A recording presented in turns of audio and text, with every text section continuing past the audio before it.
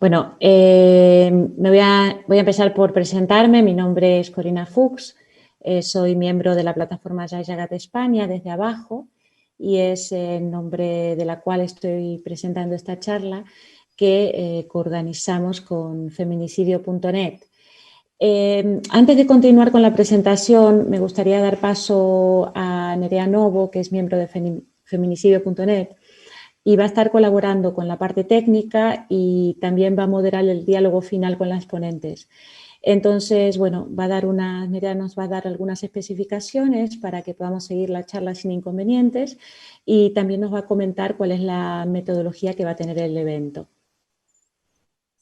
Bueno, pues sí, efectivamente, muchas conoceréis Zoom probablemente, en la cuarentena se ha estado utilizando mucho como herramienta de comunicación entre todas, así que probablemente ya la conozcáis, pero para las que no lo conocéis, básicamente esta herramienta nos permite conectarnos a muchas, pero permite, por ejemplo, con la herramienta de vista del hablante, seleccionar solo la cámara de la persona que está hablando, que es algo que os recomendamos mucho porque con tanta gente, tantas inscritas hoy aquí, probablemente perdáis un poco de vista a quién está hablando. Luego tenéis entre las opciones, si estáis conectándoos desde un ordenador, abajo en la barra tenéis una opción de chatear, que se os abrirá una pestaña de chat donde podéis mandarnos las preguntas que serán después al final de la charla. Y os recomiendo que las vayáis haciendo poco a poco porque vamos a ir seleccionándolas. Si estáis desde el móvil, tengo entendido que lo que tenéis que hacer es abajo pulsar en participantes y ahí os aparecerá abajo una opción del chat para poder abrirlo desde el móvil. Si tenéis cualquier problema o cualquier duda técnico en el que podamos ayudaros, simplemente podéis precisamente utilizar el chat para preguntarnos e intentaremos ayudaros. En cuanto a la estructura un poco del webinar, es una estructura muy sencilla con las 5 ponentes que van a ir hablando por orden, pero en un formato un poco como de entrevista en el que va a participar Corina, que les va a hacer un par de preguntas a cada una de ellas para ir desarrollando un poco la charla, ¿no? Y al final es cuando recogeremos todas vuestras preguntas del chat, yo las iré leyendo, se las iré haciendo a las participantes y terminaremos con un resumen de la propia Corina que habrá recogido todas las propuestas y todas las ideas generales para quedarnos con ese resumen final. Así que le doy de nuevo la palabra a Corina para no entreteneros más e ir un poco a lo que nos interesa, escucharlas a ellas. Gracias. Vale, gracias, Nerea. Bueno, como os comentaba, soy miembro de la plataforma Jai Jagat España desde abajo y esta charla, este evento online, lo estamos coorganizando con feminicidio.net. Para nosotros es un honor porque, por el reconocido compromiso que tiene feminicidio con el abolicionismo en España. Es una organización que, lo digo en España, pero que es muy conocida también en otros países del mundo, especialmente en Latinoamérica. Y si bien la inmensa mayoría de la audiencia no está, son mujeres y probablemente conozcáis a feminicidio, .net, nos están viendo personas de muchos países, lo comentaba antes de empezar, es una alegría porque hay personas también, recién un mensaje de una compañera de México, otras personas de Latinoamérica, de Europa, de Italia. Entonces, por esto mismo y además porque esta charla va a ser retransmitida el día 30 de septiembre con subtítulos en inglés y contará nuevamente con la generosa presencia y tiempo de las ponentes y de las traductoras para dialogar con una audiencia formada por personas de toda Europa, India, Nepal. Entonces, en este sentido, sí que es importante la presentación, ¿no? Feminicidio es un proyecto de Asociación LASUR, es un observatorio de la sociedad civil centrado en la documentación del feminicidio en España. También en la prevención y sensibilización de violencias machistas. Tiene una plataforma de formación online y tiene una incidencia política especialmente en el tema de la abolición de la prostitución desde una perspectiva global. Feminicidio forma parte de CAP, que es la Coalición por la Abolición de la Prostitución, y su trabajo es muy reconocido en el área de investigación y formación. En cuanto a Jaijagat, Jaijagat España desde abajo, somos una plataforma que, bueno, para algunos y para algunas que estáis escuchando es la primera vez probablemente que escuchéis el nombre. Somos una plataforma formada por varias asociaciones. Pertenecemos a Jaijagat Europa y a Jaijagat Internacional. Es un proyecto que nace en la India con dos características principales, entre otras. Una es que está lanzado desde abajo, es decir, desde las más y los más excluidos de la sociedad. Y la otra es su filosofía. Tiene una filosofía de la no violencia, que obviamente al ser su filosofía es también su estrategia de lucha.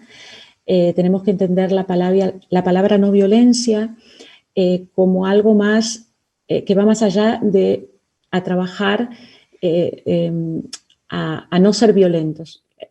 Para que me entendáis, cuando hablamos de amar, no decimos que yo te amo porque no te odio. No es lo mismo. Lo mismo ocurre con la no violencia. El no ser violentos es mucho más. La no violencia es un medio para construir la paz, es negarme a deshumanizar al otro, a las otras personas. Es una herramienta de presión sociopolítica que funciona, que rechaza la forma hegemónica de hacer política desde la violencia estructural. Y esta es digamos, la filosofía que está detrás de esta campaña. Es una campaña por la paz y la justicia.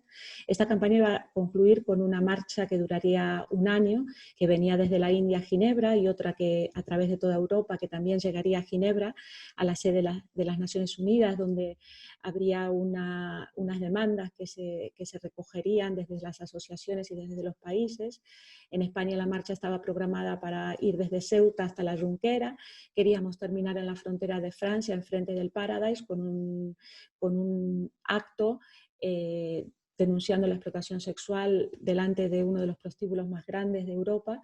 Lamentablemente, debido al coronavirus, bueno, la campaña se vio afectada y bueno, la marcha que venía de la India terminó en Armenia y se tuvieron que volver, y nosotras no la pudimos hacer la marcha. Pero aún así, en ningún momento dejamos de hacer acciones, seguimos con acciones en la calle, seguimos dando webinars, no nos paramos por ello. Se dio una marcha también más pequeña desde Francia. En este contexto, por la paz, por las mujeres,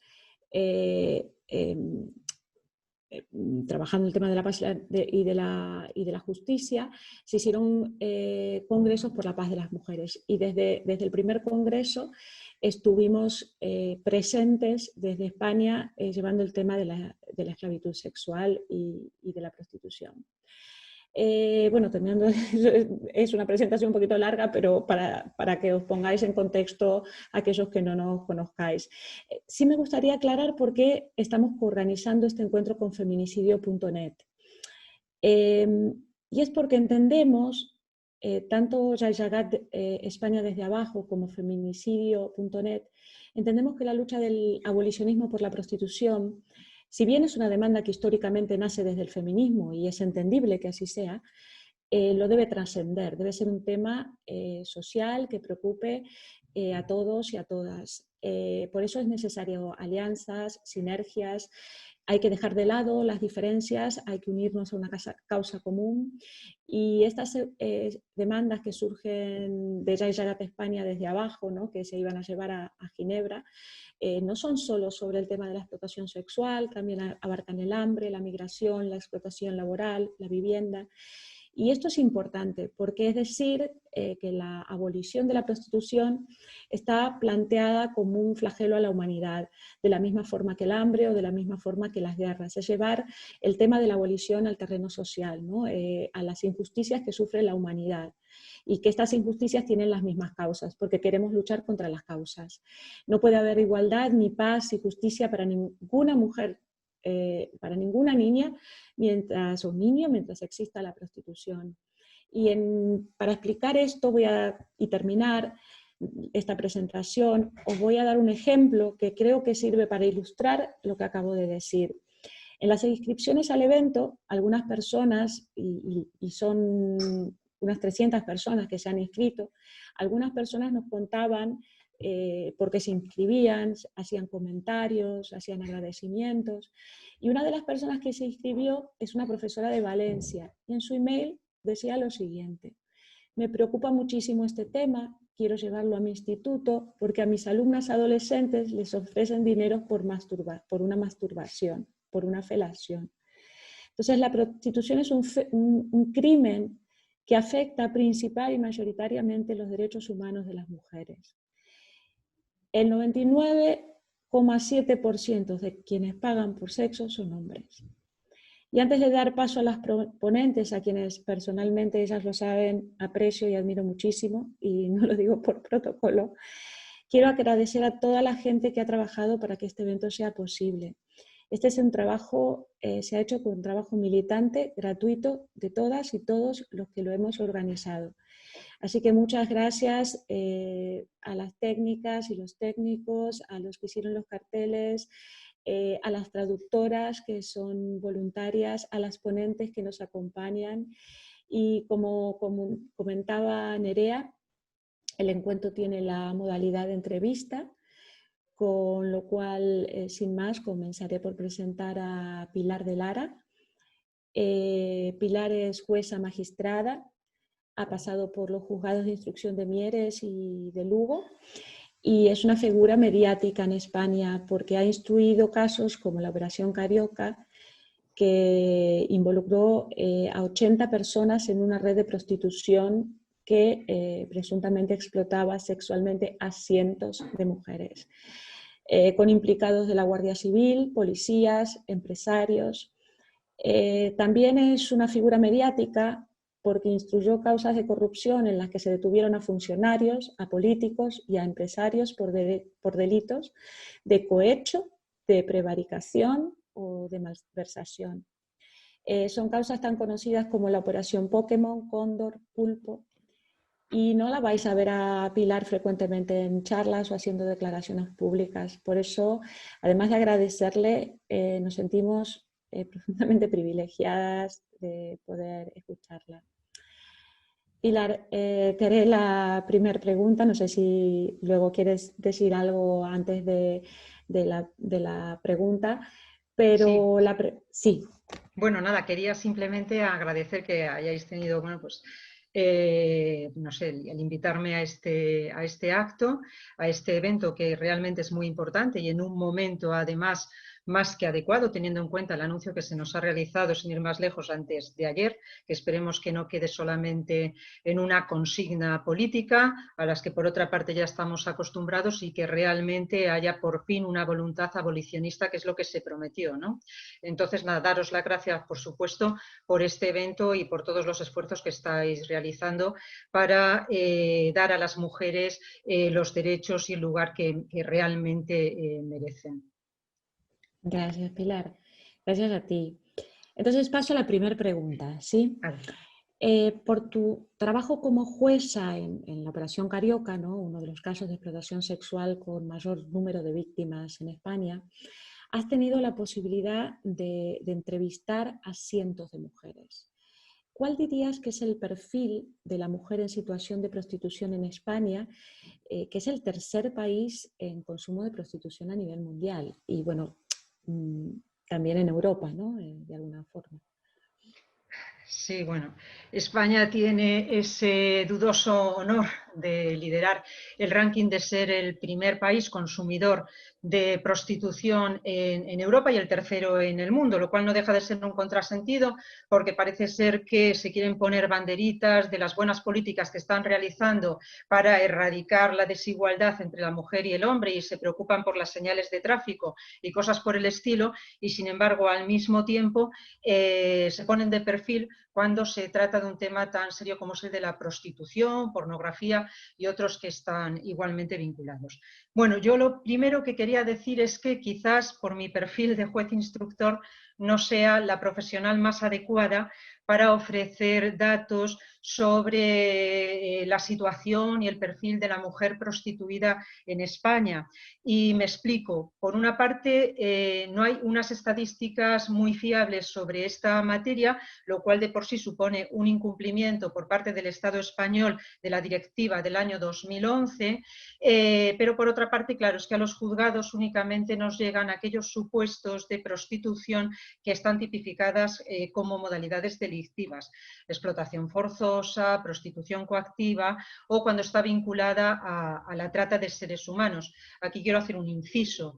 Creo que en ningún modo se puede realizar esta escisión que con frecuencia se realiza entre trata y prostitución, puesto que si bien la trata es un fenómeno más complejo, la trata, cuando se trata de la finalidad de explotación sexual, se nutre de la prostitución, por ello no pueden separarse.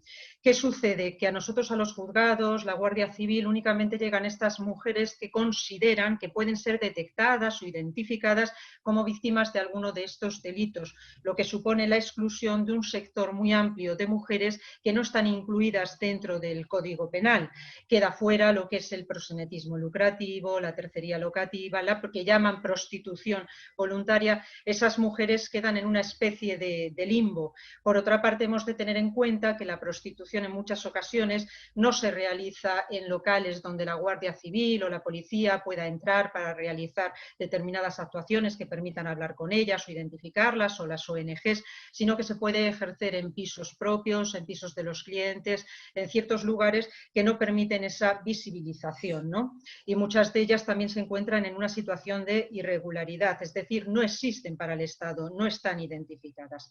Entonces, partiendo de estas premisas, de mi experiencia, no solo con Carioca, sino también en otras operaciones donde haya podido trabajar, y de otros informes que han elaborado ONGs y la Unidad Técnica de Policía Nacional y Guardia Civil, pues claro, evidentemente tú ya lo has dicho, la mayor parte de las personas prostituidas son mujeres, la mayor parte son o han sido víctimas de trata. La mayor parte de las víctimas de trata no se han podido recuperar porque no han tenido una alternativa para poder salir de la explotación sexual en la que se encontraban. La mayor parte de estas mujeres son extranjeras y además se encuentran en situación irregular.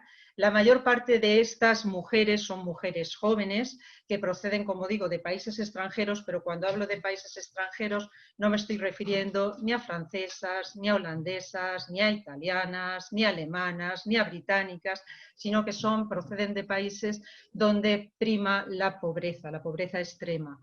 Vienen a España en muchas ocasiones porque han sido víctimas de violencia de género, doméstica en sus países, tienen cargas familiares, pues hijos a los que alimentar y sacar adelante, padres enfermos y bueno, pues sufren una situación de vulnerabilidad extrema.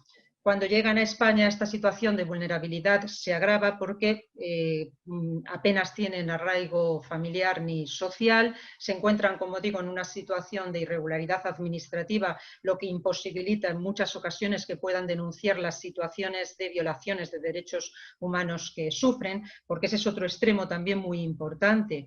La mayoría de estas mujeres alguna vez han sufrido episodios de violencia, bien por parte de los proxenetas, bien por parte de los prostituyentes.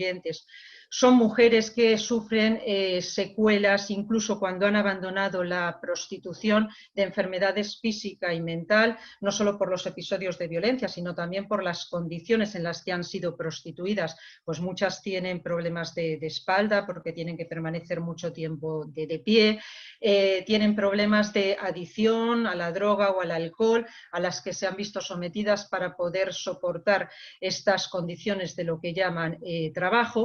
Y lo que te puedo decir, dos cosas muy importantes, o tres. Según el último informe de la Unidad Técnica de la Guardia Civil, la trata con fines de explotación sexual, y como digo, yo no desvinculo ambos fenómenos, como medios comisivos Los más habituales en estos momentos son el abuso de la situación de vulnerabilidad y el abuso de la situación de superioridad, que son, por otra parte, las más difíciles, las más complicadas de acreditar. Yo por eso insisto mucho a los funcionarios policiales que cuando practiquen sus investigaciones pregunten no solamente por las condiciones en las que están realizando esa labor de prostitución, sino sobre todo cuáles son las condiciones en las que vinieron al país, qué cargas familiares, por qué motivo no han abandonado la prostitución, y entonces te dirán que es que no han tenido otra alternativa, que la única alternativa real y aceptable que tenían era esa.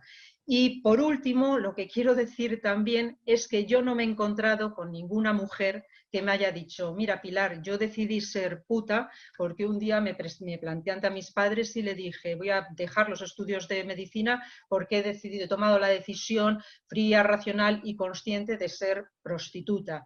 Ni tampoco me he encontrado con ninguna mujer que me haya dicho, Pilar, yo abandoné a mi amante esposo en Brasil, o a mis hijos para venir a España a follar con 20 tíos en un burdel.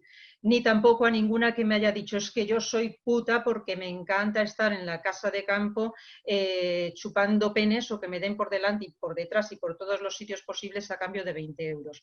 Y perdonen mi lenguaje soez, pero es que creo que a la realidad hay que describirla con la realidad y no se puede blanquear, no se puede utilizar un lenguaje que lo único que nos hace es conducir a la hipocresía. ¿Vale?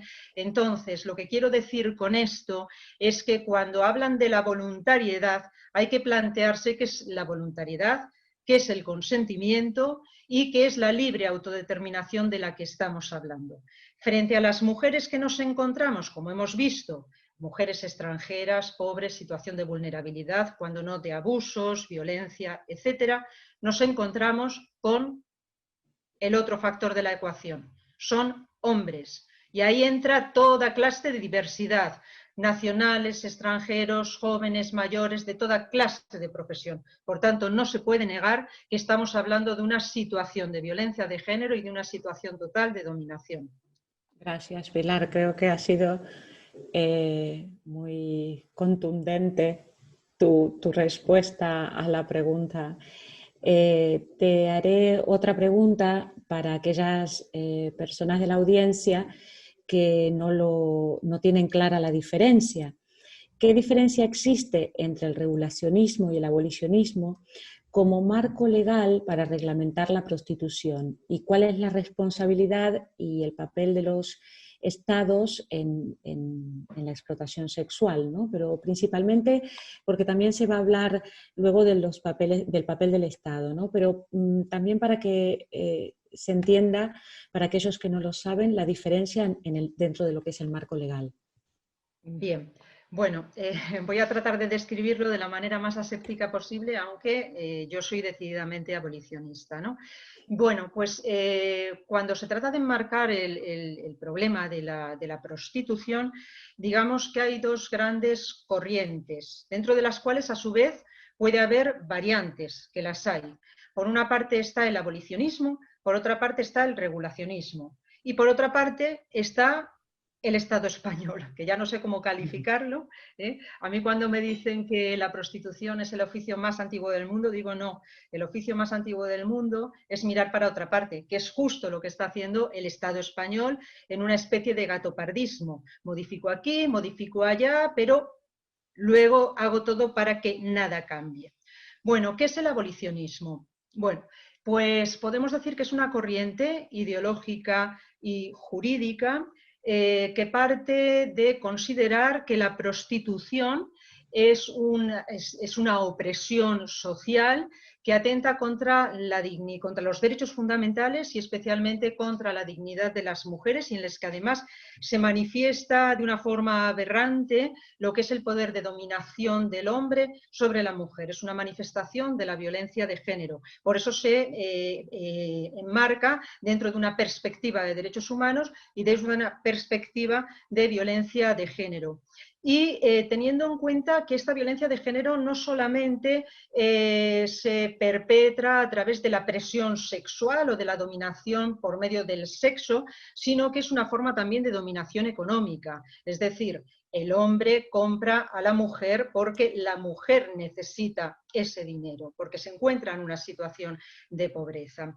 ¿Qué es lo que hace el abolicionismo? El abolicionismo considera, como he dicho anteriormente, que no se puede diferenciar entre prostitución y trata, porque la trata, como he dicho también, se nutre de la prostitución cuando tiene por finalidad la explotación sexual, y entiende que hay tres formas de atajar o de intentar acabar con la prostitución, que son, por una parte, la prevención, es decir, realizando campañas de educación y de sensibilización para desterrar el estereotipo del macho man y ese estereotipo de que los hombres, para realizarse en su masculinidad, necesitan comprar a las mujeres, ¿no? Tener el sexo a su disposición las 24 horas del día, cuando quieran y lo que quieran. Y para eso hay que realizar campañas de educación y de sensibilización.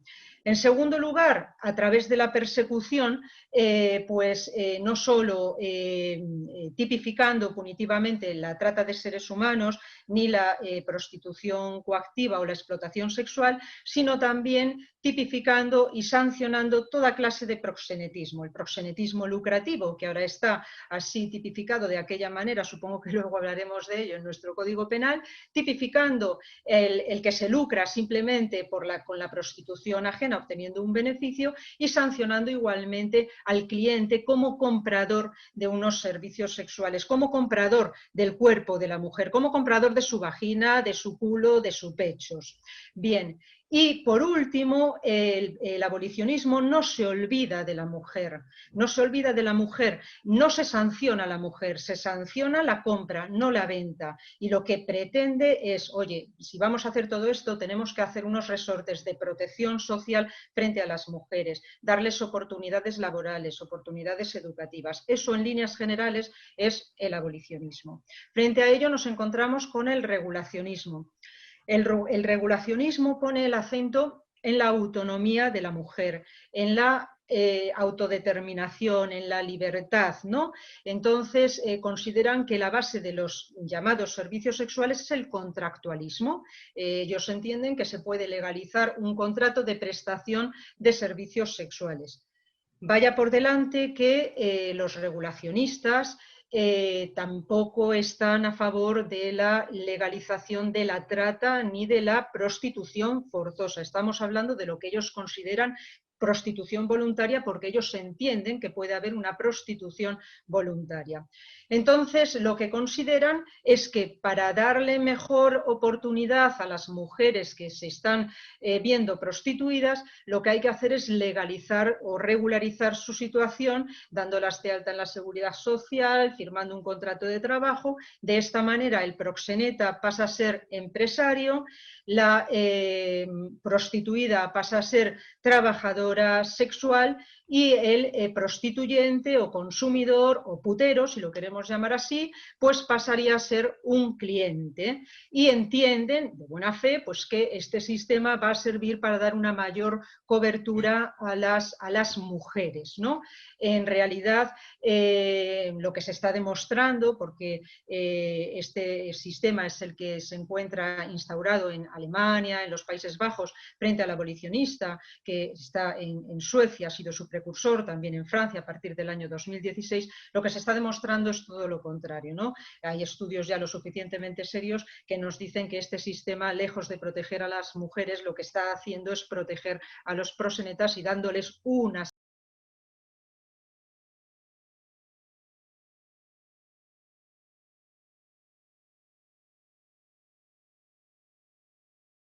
memorias que las que yo tengo conocimiento a partir de la reforma del Código Penal del año 2015, lo dice la Guardia Civil y lo dicen también los instrumentos internacionales.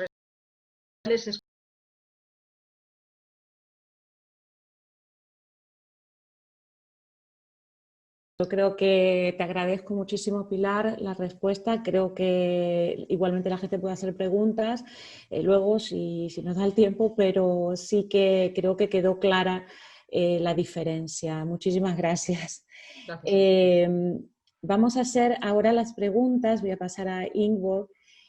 Muchas de vosotras seguramente la conocéis porque es una de las voces con más autoridad sobre el tema que estamos tratando desde la perspectiva de la psicología. Inbor es doctora en psicotraumatología y participó en su labor, digamos, en Alemania, que es un país regulacionista, como nos comentó recién Pilar, trabaja activamente en Alemania y previamente a eso participó en Bosnia y en Kosovo en tareas humanitarias, trabajando con víctimas de violencia sexual, colaborando para establecer uno de los primeros refugios en Kosovo para mujeres víctimas de este crimen. Actualmente, como os decía, trabaja en Alemania, se centra en la psicoterapia de víctimas de prostitución y trata. En 2013 cofundó la red Stop Sex Buying, que es parar la compra de sexo. Lanzó allí el manifiesto de los psicólogos alemanes en contra de la prostitución, inició una petición para abolir la prostitución en Alemania, es miembro de la Sociedad Alemana de Psicotraumatología, la Sociedad Alemana de Trauma y Disociación y la Sociedad Europea de Estudios de Estrés Traumático. Estuvo con nosotros el año pasado de forma presencial y bueno, siempre es un lujo escucharla. Al igual que Pilar, no sé, Inbor, si quieres decir algo antes de que te haga la primera pregunta. Bueno, Inbor va a ser traducida, sí, porque bueno, habla inglés, entonces las traductoras van a traducir lo que ella nos diga. Thank you very much for this invitation. It's a real honor for me to be here with you.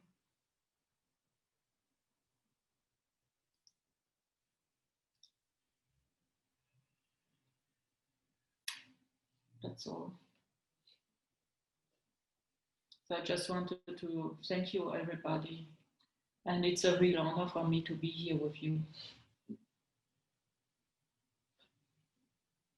Vale. Bueno, se cortó un pelín, pero bueno, paso entonces a la primera pregunta. ¿Cuáles son las secuelas físicas y psicológicas que sufren las mujeres en situación de prostitución? Recuerdo, antes de que nos empiece la traducción, de que podéis ponerla a Ingeborg en vuestra pantalla, ¿sí? Para poder verla directamente a ella, aunque escuchemos a Laura, que es la intérprete. Okay. So prostitution itself is mental and physical violence. So of course, you know, the consequences are enormous the women suffer from. And very often they have consequences for life. Like, I just give one example, post-traumatic stress disorder. Because there have been many studies done about PTSD and prostitution, and this is now proven.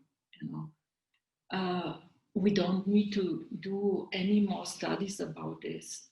There are at least 10 studies that have proven that the risk of developing a post-traumatic stress disorder in prostitution is much higher than in war.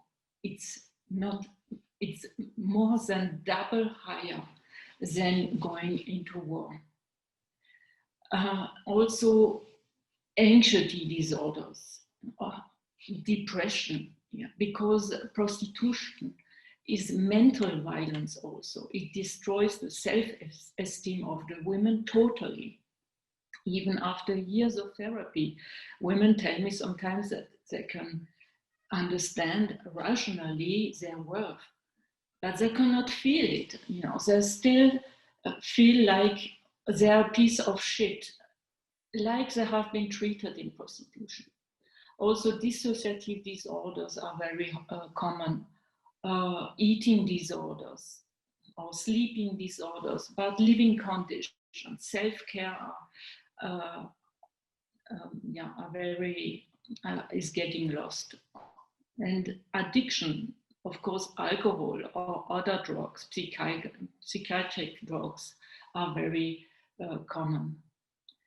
Somatization disorders, pain all over the body, or undefinable pain. Physical diseases like gastritis, tooth-mouth diseases, pelvic floor weakness. I mean, the reports some gynecologists are writing are just catastrophic. And also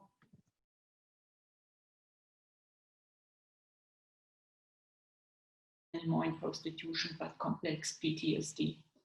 And the relationship to time, money, and parenthood or partnership is affected. Different areas of life are affected.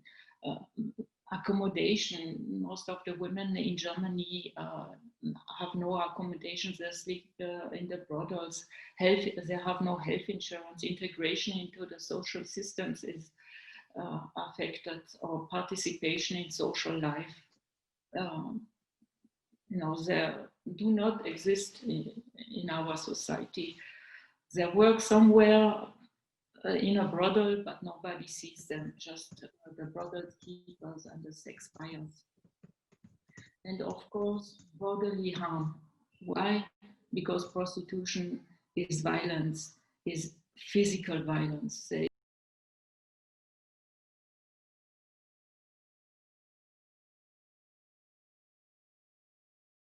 In England, among women,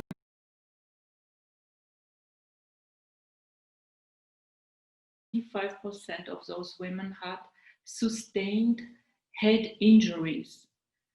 They have been hit in their head with hands or fists or objects like bottles, bats, sticks, hammers, guns, telephones, cans, bells, rocks, steel tubes or ashtrays.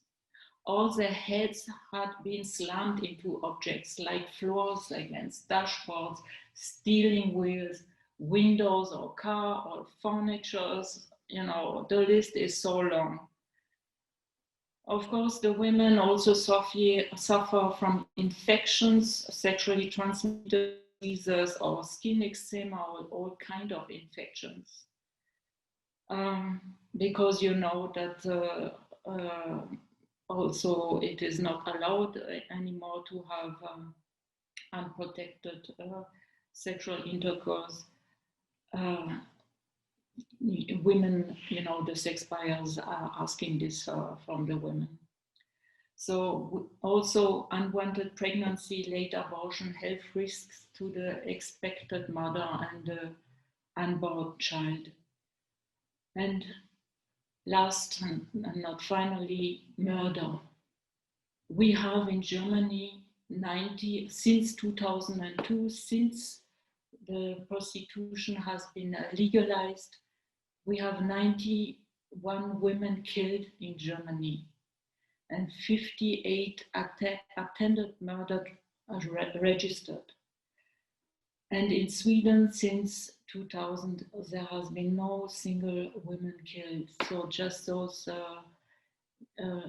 statistics give you, the result which law is better or not. I hope I was able to answer your question. Perfectamente, Ingeborg, muchas gracias. En este sentido, quisiéramos que nos digas, porque bueno, es algo que se comenta, si varían las consecuencias dependiendo de si la mujer es víctima de trata para explotación sexual o si es víctima de lo que se llama prostitución forzada o coactiva, si las consecuencias son diferentes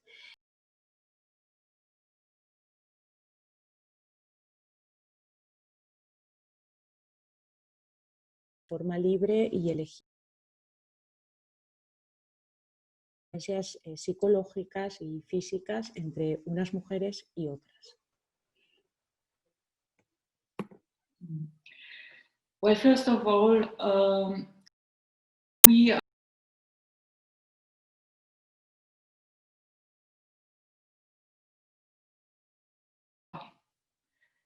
because if you don't pay the woman, you know, well, she would say, you know, I don't want to do this. I don't want this sexual act. So in any case, you know, if the woman says she has chosen it or she is forced, in any case, this sexual act is not consent. So it does something with the woman. But because many countries, you know, they always say, yes, we are of course against trafficking and forced prostitution, but those women, you know, who want to do it really, well, let them do it. But when you look, you know, who is really doing it freely? I mean, we traumatologists and medical doctors, we see freely chosen prostitution very critically. Why? Because the transition between forced prostitution and voluntary prostitution is mostly fluid. So it is difficult to clearly separate these two terms and treat them separately. The entry into prostitution often takes place for experience of violence in childhood, which is why one cannot really speak of voluntariness in this context. The voluntary decision to go into prostitution presupposes certain conditions.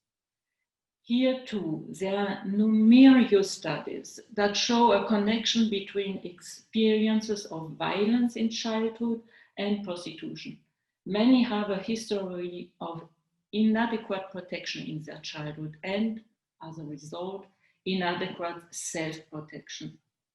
These women learn to switch themselves off very early on. Prostitution in this case is a continuation of the violence in the biography of these women. The pimps and brothel keepers use this pre-traumatization for their own purposes, and the German state makes good money with it also through tax revenues. I mean, we are talking about billions of euros now the German state is earning with the trauma, with sexual violence done on the women. Sexuality requires an interaction of mind and body in order to enable strangers to penetrate one's body. It is necessary to switch off unnatural functions that would otherwise be inevitable, like fear, shame, strangeness, disgust, smell, or pain, and so on. This switching off is a phenomenon known as dissociation, it's called. Alcohol and drugs also help to bear the emotional pain. The use of the vagina as an insensitive working instrument is only possible in a state of dissociation. And we as psychotraumatologists, we are really clear about this. And I have now like nearly 200 people who have signed my appeal. And 89% of the women in prostitution express their wish to exit prostitution. Many women stay in prostitution because they see no other option or have no alternatives. Prostitution, as it takes place in Germany today, is predominantly compulsory and poverty prostitution, which mainly benefits others. So even the police confirms today in Germany that up to 98% of the women in prostitution are not there by their own will, but because of some kind of form of coercion. Germany has become a hoop for human trafficking and forced prostitution. So we have to assume that at least 90% of the women in prostitution are victims of human trafficking and forced prostitution. And so people who believe that prostitution is sex work, they have a strange fantasy in their mind. You know, they think that an 18-year-old woman from Bulgaria, for example, wants to go to Germany to work as a sex worker in a brothel. Well, it doesn't work like this. Almost all women in German brothels have been put there by men, by traffickers and pimps, and very often they have entered a bond with those men. And that's why they will say that they are there voluntarily. And this mechanism is important for you to understand.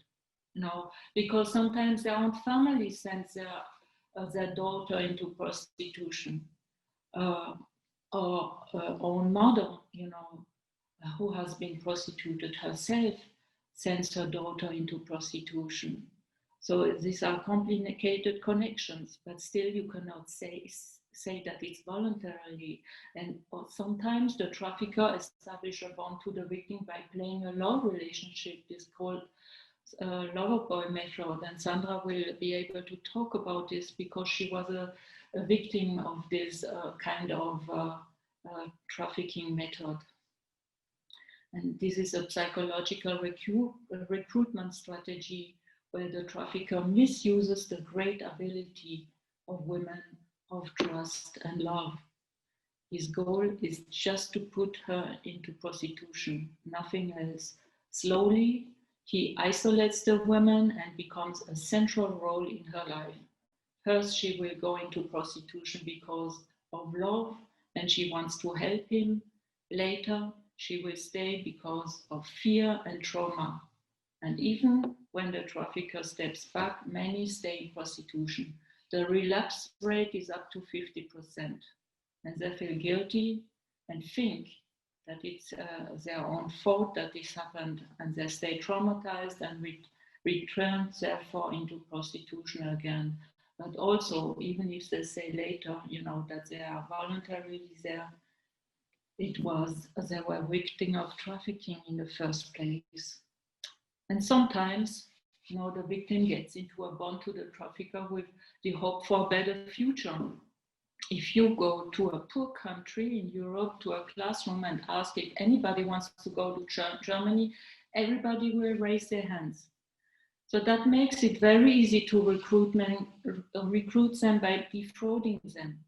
Once they are in a foreign country and traumatized by the traffickers and sex buyers, they won't have the strength to escape and will establish a bond to the trafficker because they think that he will protect them in this milieu.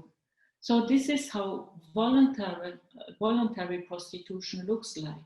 And even if some women, and this is a very low minority, go into prostitution voluntarily, without pre-traumatization and without pimps or trafficker, because they got about prostitution, they get traumatized by the sex buyers and very quickly, even after the first sex buyer, and also get very quickly pimped in this milieu. I also had this kind of patients.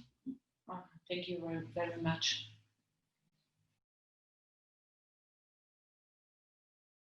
Bueno, muchas gracias a ti, Ingeborg, desde ya que creo que ha sido una respuesta muy completa.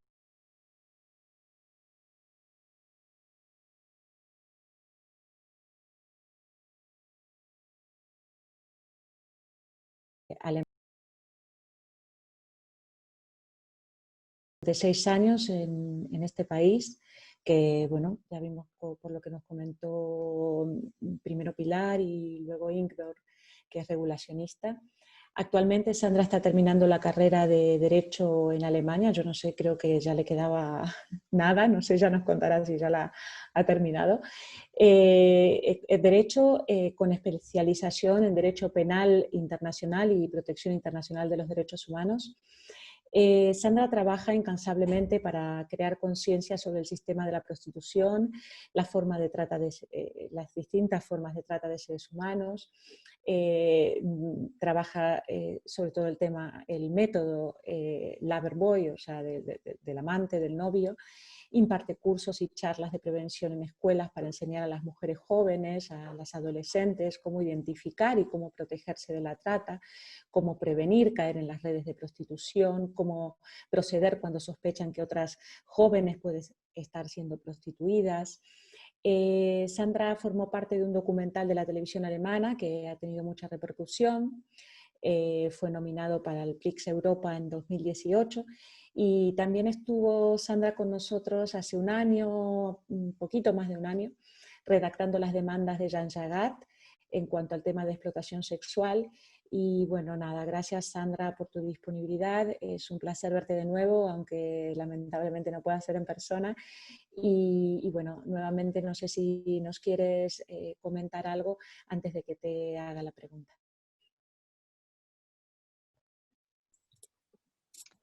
It's okay, thank you. Thank you so much for inviting me here, and this is so an important topic, and I'm glad you are discussing this.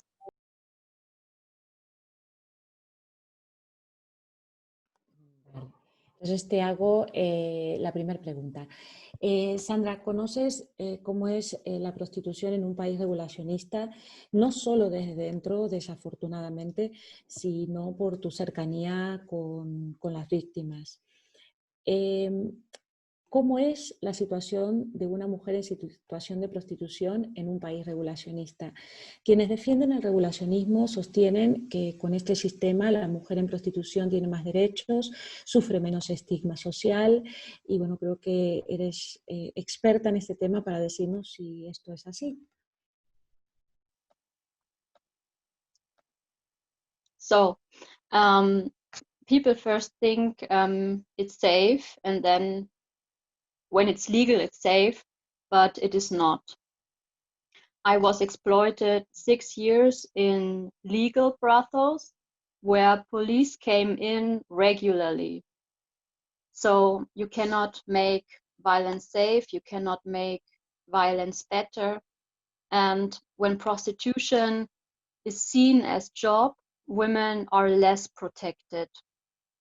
When prostitution is just seen as work, you don't need exit services, because if you want to quit, then quit.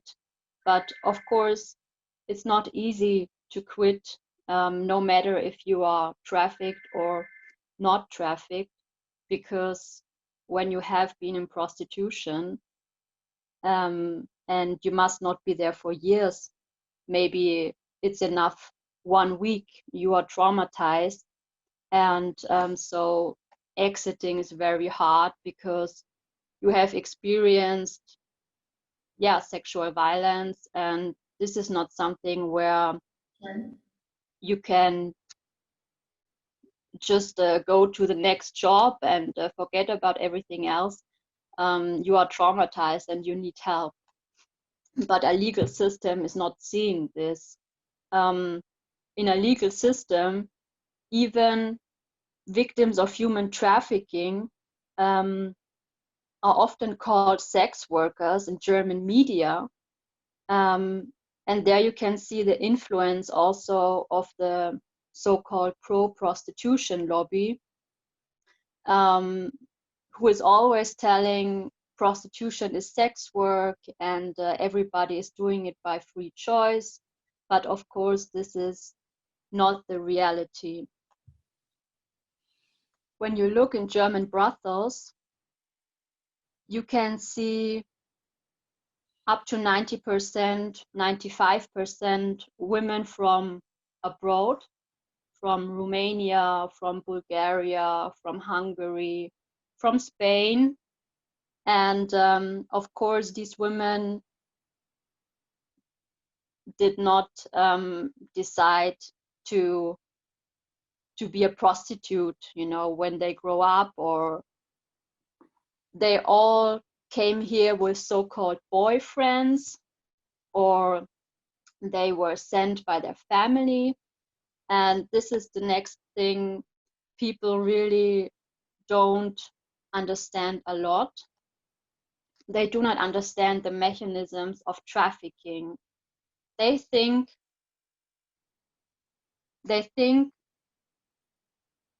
when police goes in a brothel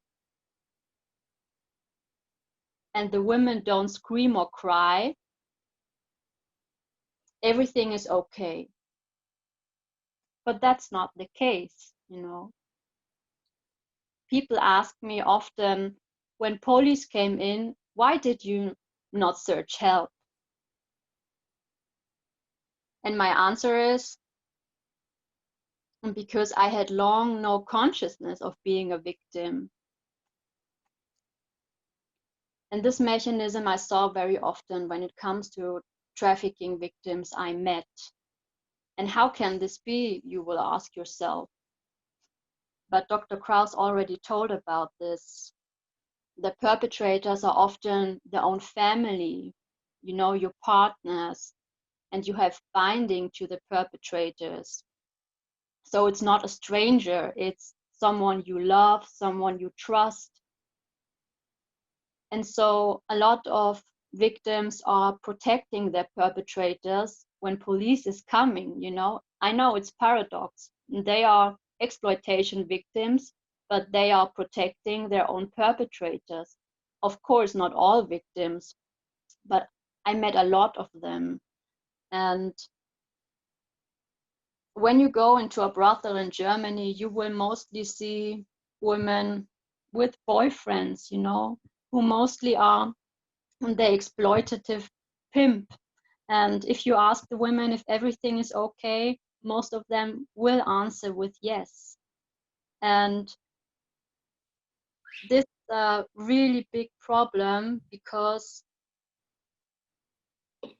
if they do not search help, you cannot help them, you know. If they do not recognize them as victims, if they don't want your help because they don't know where they are into, it's also very hard for the police then, you know, to prosecute the perpetrators and to convict the perpetrators.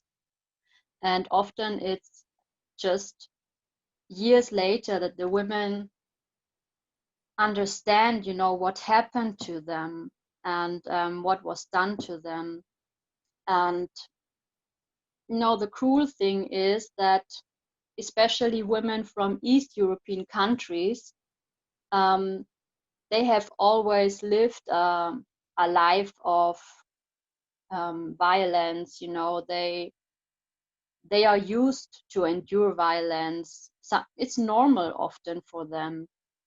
And our legislation system is manifesting this thinking of the women, that the violence you are experiencing is okay and is normal. But of course it is not. And our laws also allow pimping, you know. It's like the judge said before, pimping is legal, you know. Only exploitative pimping is not.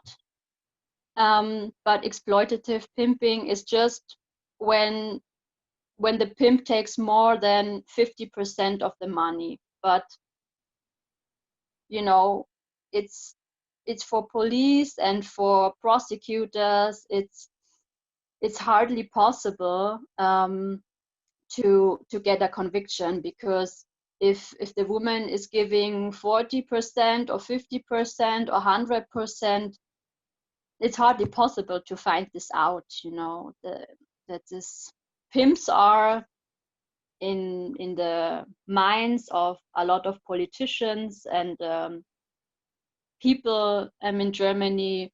They are protectors, you know, and that's really paradox, because they are exploiting the women and they are no protectors.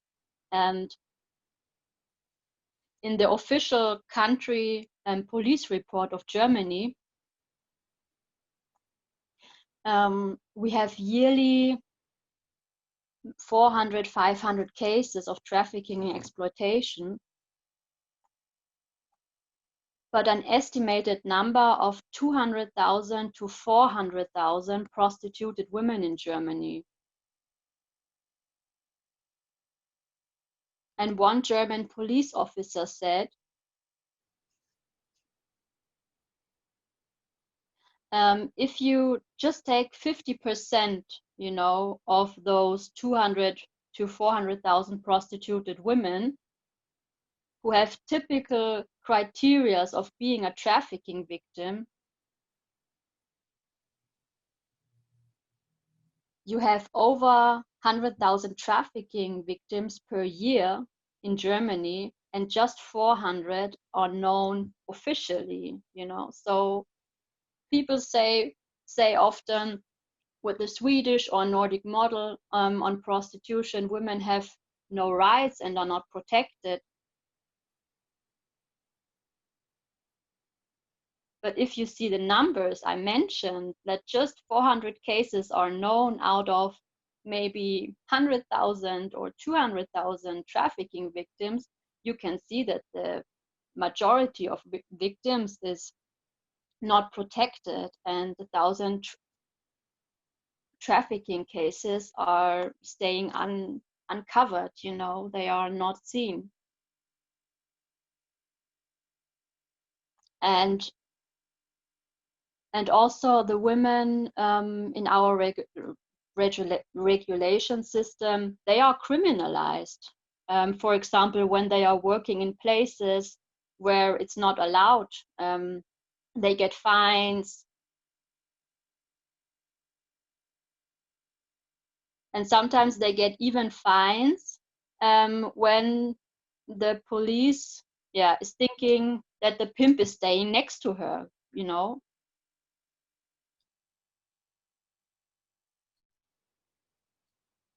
So she is a victim, and police knows that she's maybe a victim, but nevertheless she gets a fine because she had worked in a place where it's not allowed to work, you know. So I think this is the first question. Did I talk 5 minutes? No, no importa, está bien. Vamos un poquito mal, pero está bien. También nos podemos comer un poquito de tiempo del diálogo porque, bueno, el tema es tan complejo, tan interesante que, bueno, podemos buscar luego otros canales para poder seguir teniendo diálogos sobre esto, ¿no? Sandra, has hablado de, yo no te voy a preguntar las consecuencias del regulacionismo para las mujeres porque creo que lo ha explicado también Ingeborg.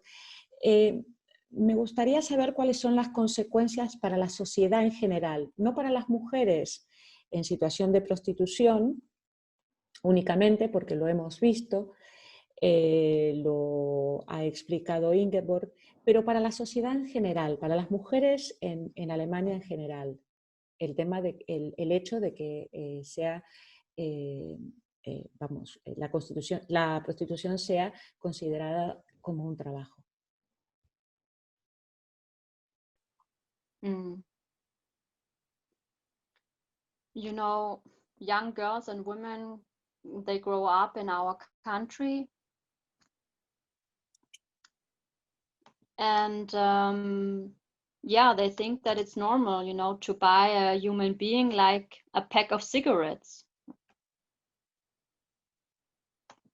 And they learn that it doesn't matter how human beings are feeling, that it doesn't matter that I'm buying a vulnerable woman to abuse her. They are learning to pay 10 euros.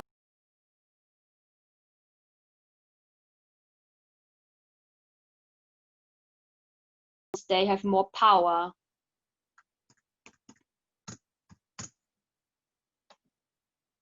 And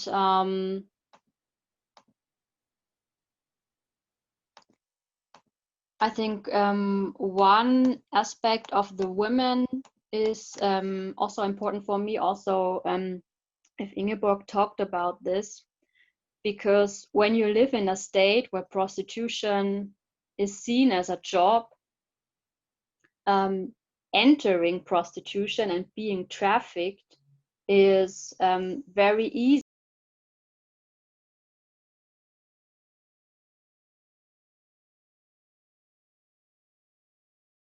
Germany, also from the parliament, that shows the violence in prostitution,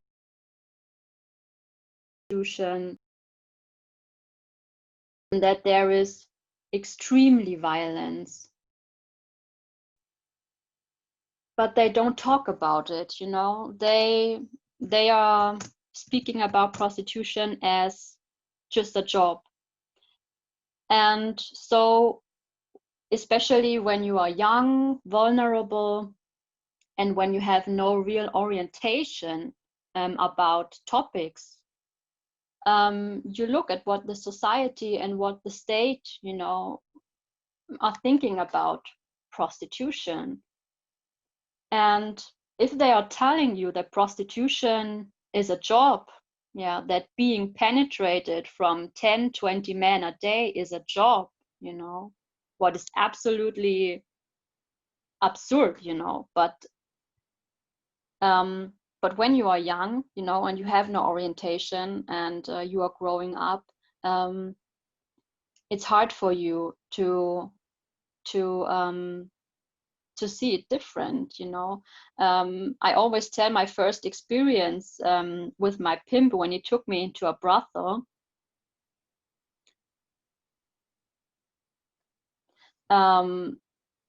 You know, he groomed me in the internet, and then we had real meetings.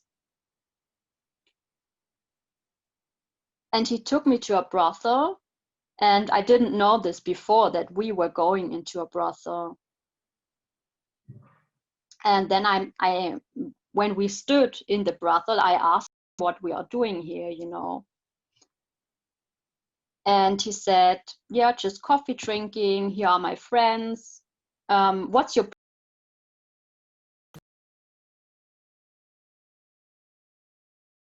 And normal, you know, it's just a job like any other.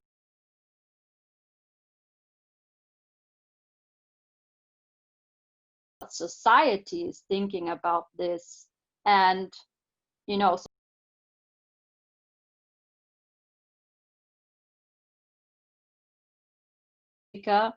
to traffic you and to push you into prostitution or to pull you into prostitution,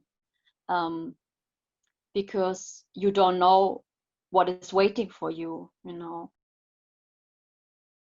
So the Swedish Nordic model is also very important, that young people are warned about what is waiting for them, you know, that this is not a job like sitting on the supermarket, and you know, that this is violence, that this is a violation of human dignity. And just when you are enlightened, when you know that what you are doing is harmful and can cause a lot of trauma, then you can protect yourself.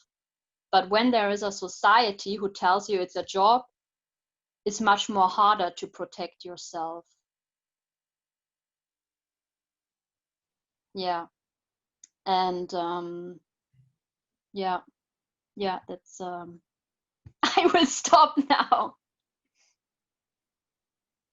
Sandra, muchas gracias por haber compartido tu testimonio con nosotros, porque bueno, es una parte tuya y así lo tomamos, ¿no? Todas con mucho agradecimiento. Me gustaría hacer como un momento, como hicimos el año... Después de escuchar los testimonios, hacíamos como un momento de silencio, ¿no? Para digamos, asentar lo que habíamos escuchado. Es una dinámica que nos cuesta un poco seguir así online, con poco tiempo, pero bueno, seguramente después del seminario después de esta charla, quedaremos haciéndolo en nuestras casas y reflexionando sobre todo esto. Yo ahora voy a pasar a entrevistar a Amelia Tiganus, sin duda la mayoría de las participantes que están en la charla la conocéis. Es siempre un placer escucharla por su fuerza y por su acertado análisis político-social. Voy a decir que es una mujer de luz. Amelia nació en Rumanía, vive desde el 2002 en España. Fue captada para la explotación sexual, la padeció durante 5 años. Actualmente es activista feminista, es experta en trata para explotación sexual y prostitución. Ha escrito artículos muy interesantes. Hay una entrevista que salió hoy a la luz, que publicó feminicidio.net, que os la recomiendo porque es fantástica. Es formadora en cursos, talleres de sensibilización, prevención de la prostitución y violencia sexual. Fue coordinadora de feminicidio.net y colabora con ONGs. El año pasado creo que recibió un premio más entre tantos por su labor por los derechos humanos de las mujeres y las niñas. Y bueno, la conocemos en América Latina, en Europa, en España. Forma parte hoy por hoy de EMA, del Movimiento Abolicionista del País Vasco.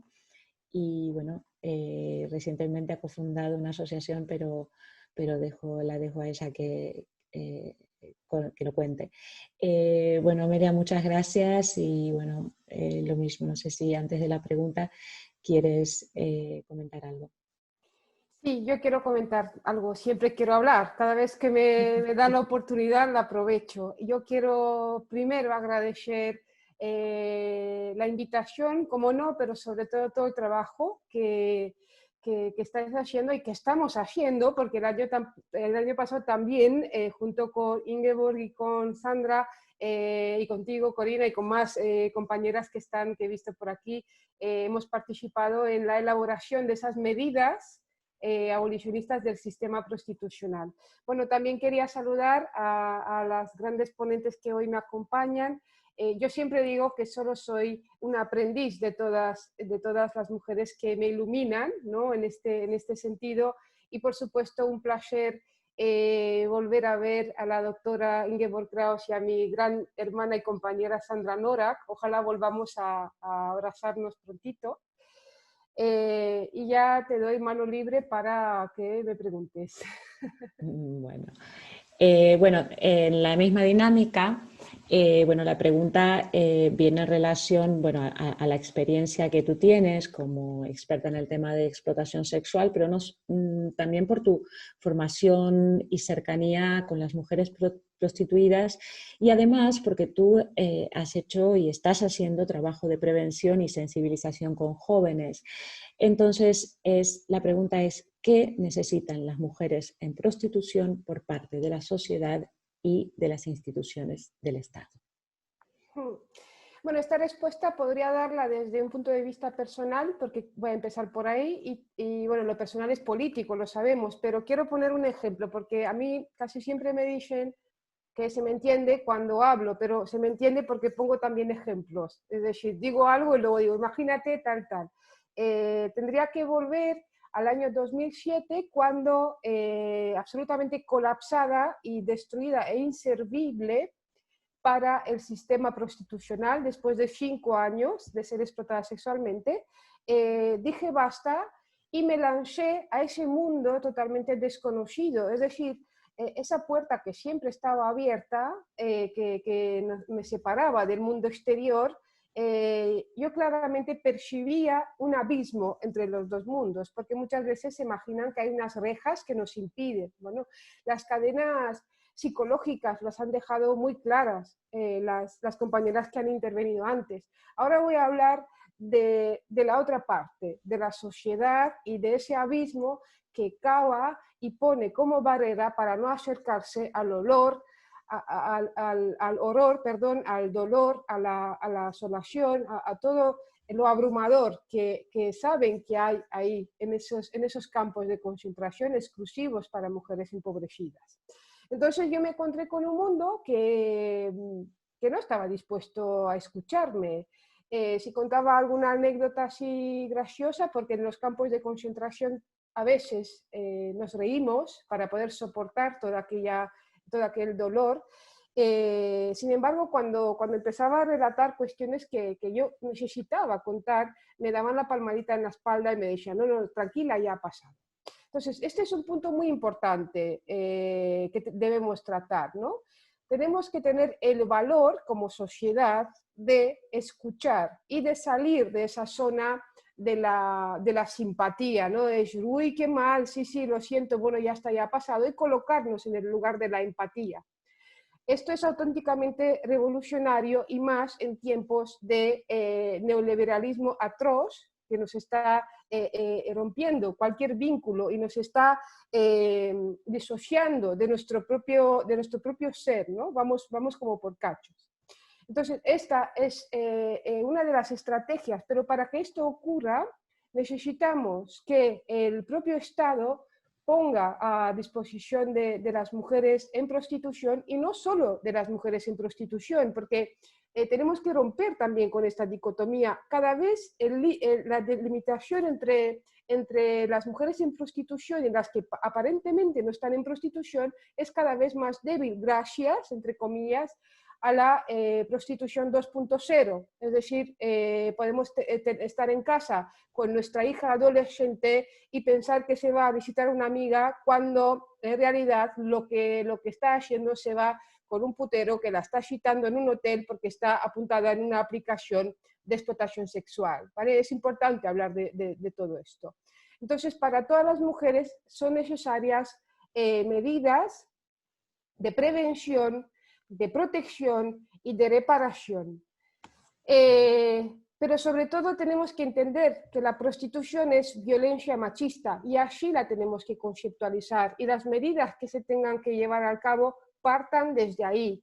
Y desde esta perspectiva es importantísimo que las personas que trabajan en las instituciones del Estado se formen con una perspectiva feminista, con una perspectiva de derechos humanos, porque si son ellos principalmente los que van a atender en primer lugar a las mujeres prostituidas y las van a revictimizar o las van a estigmatizar, probablemente participen en ese proceso de destrucción del propio ser, y que la reparación y la recuperación sea muy complicada, ¿no? O en el caso en el que haya recuperación, ¿no? Porque es muy complejo.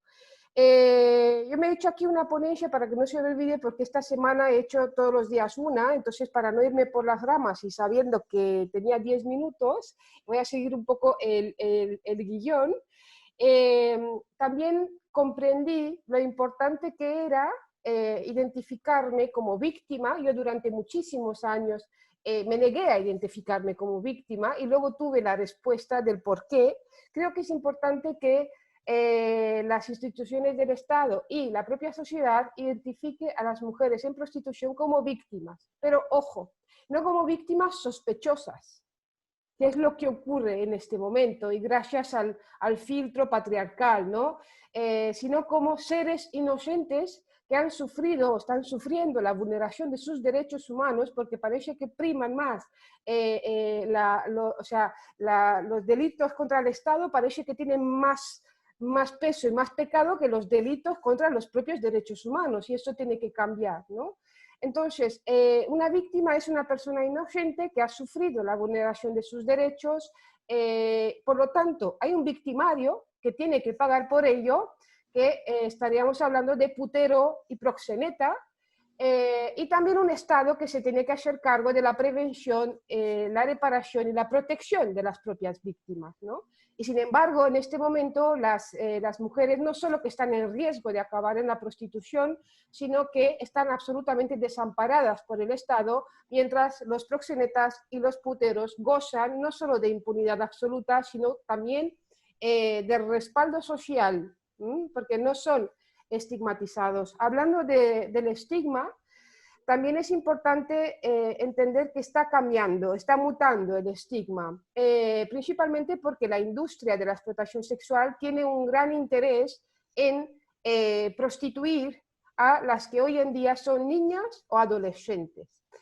Por supuesto, como estamos hablando de una gran industria, el interés que tienen es en fabricar demanda, ahora hablaremos de esto, y a la vez fabricar productos. Los productos dentro de este sistema prostitucional somos las mujeres y las niñas, sobre todo las mujeres y las niñas que provenimos de países empobrecidos, pero también está cambiando esta dinámica, porque últimamente los puteros, después de cansarse de probar, como si de un supermercado se tratara, pues de chicas de Rumanía, de República Dominicana, de Argentina, de Nigeria, ahora quieren producto local. Pagan más por el producto local, hablo tal como para que se me entienda bien, ¿vale?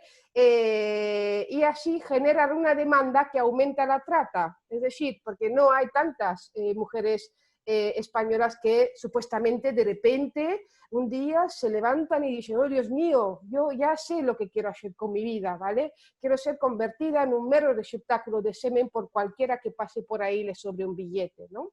Entonces, hay distintos estudios también que alarman sobre el aumento de la trata interna, ¿no? Mujeres que principalmente son captadas en el sur de España, en Andalucía, y explotadas sexualmente en el País Vasco o Cataluña. Entonces, antes os comentaba el tema del estigma y es importante, porque sufrir el estigma, sin duda alguna, incapacita y frena muchísimo la inserción en la sociedad. Y no digo reinserción, digo inserción. Y esto es importante también, porque hay muchísimas mujeres que están dentro del sistema prostitucional que nunca han formado parte de la sociedad, porque la violencia que están sufriendo ahora mismo es simplemente un continuum de la violencia que vienen sufriendo desde que nacieron, ¿vale? Entonces, si bien ese estigma lo sufríamos las mujeres que no cumplíamos con una moral, digamos, ciertamente,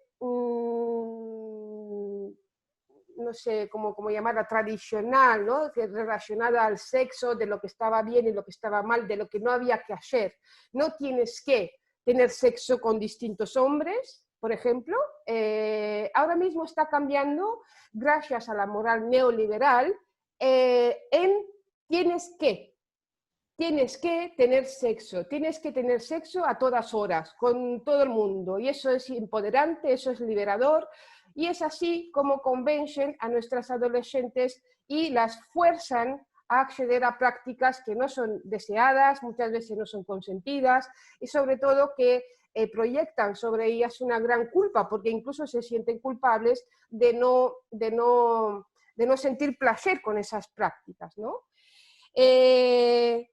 Entonces, la solución a todo esto, y como siguiendo con estas propuestas, aparte de esas políticas públicas, aparte de que los y las funcionarias del Estado, las fuerzas y cuerpos de seguridad del Estado se formen, aparte de que la sociedad comprenda que este es un problema social que tiene que ver con toda la sociedad, con todas las mujeres, y sobre todo que dejen de exigir que hablen las víctimas, porque es profundamente injusto. Es decir, sobre esto tenemos que hablar toda la sociedad, tenemos que analizar y tenemos que ver cómo nos afecta en el conjunto. No podemos dejar la responsabilidad de todo este sistema criminal sobre los hombros de las propias víctimas, que ya tienen bastante con intentar rehacer su vida, como para además exponerse, enfrentarse a un sistema criminal y así un largo etcétera.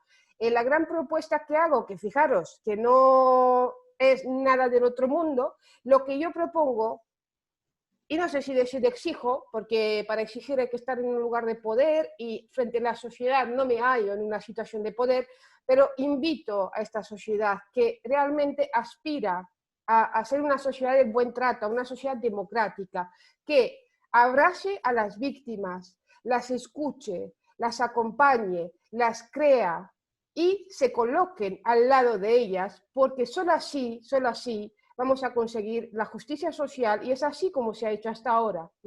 Y es la única manera.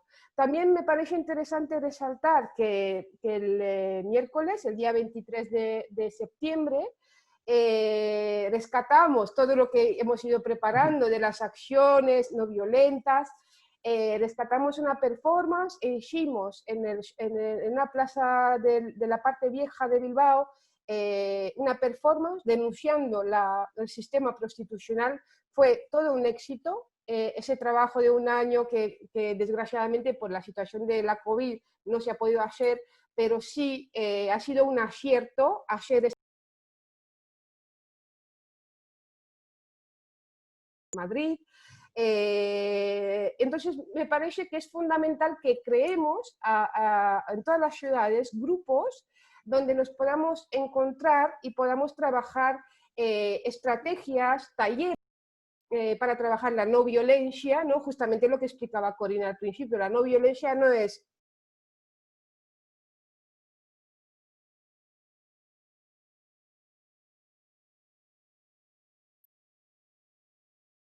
no desde de la violencia, sino desde el diálogo, desde hacer estrategias, desde llegar a acuerdos, y sobre todo este trabajo, bien si podía ser local, también se podía trabajar en red, porque sobre todo nosotras tenemos pensado en el movimiento abolicionista del País Vasco, en o sea, ir todos los meses en una localidad distinta y reproducir, dar continuidad a todo eso. Entonces podríamos hacer una gran red. Ya por importante, porque tú, Corina, lo has dicho, acabamos de fundar nuestra asociación, Emargi, junto con otra compañera mía que es también superviviente del sistema prostitucional, Sara Berlori, y otras dos compañeras bueno, que están bueno, con el turbo puesto y están para lo que haga falta, Leire Candel y Ollane Menica. Juntas hemos creado esta asociación porque pensamos que el movimiento abolicionista tiene muchos flecos, tenemos muchos campos por donde batallar, la incidencia política, señalar a los puteros, exigir esa ley integral, pero no se nos puede olvidar el trabajo con las mujeres. Y nosotras, tanto yo como Sara, como supervivientes y como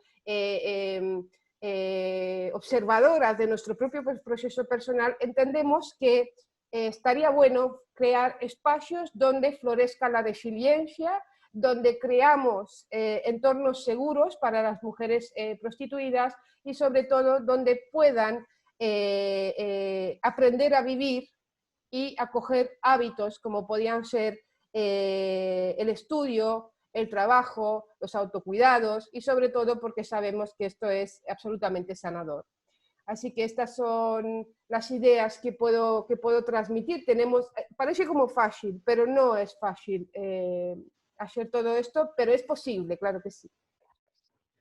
Bueno, muchas gracias, Amelia. Yo no sé si había una segunda pregunta, que era el papel que juega la prevención para acabar con la explotación sexual.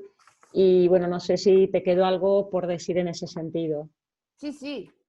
Tranquila, que nos encanta escucharte hablar, así que adelante.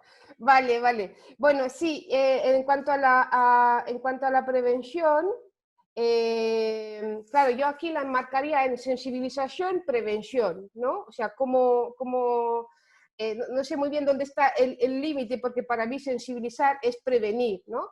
Entonces, entendemos que es fundamental para prevenir no solo luchar contra el hambre, contra la pobreza, contra la desigualdad, sino que principalmente es fundamental luchar contra la violencia sexual, cuidar la infancia y cuidar la adolescencia de sufrir esos ataques devastadores que cambian el rumbo de una propia vida, ¿no? Muy poco se habla del incesto, muy poco se habla de la violencia sexual en el marco de la familia o muy cercano a la familia, y para ir un poco más a lo lejos, pero no tan a lo lejos, porque es absolutamente un momento histórico, porque es ahora cuando el entorno se empieza a preocupar por la prostitución, pero no por la prostitución en sí, sino que principalmente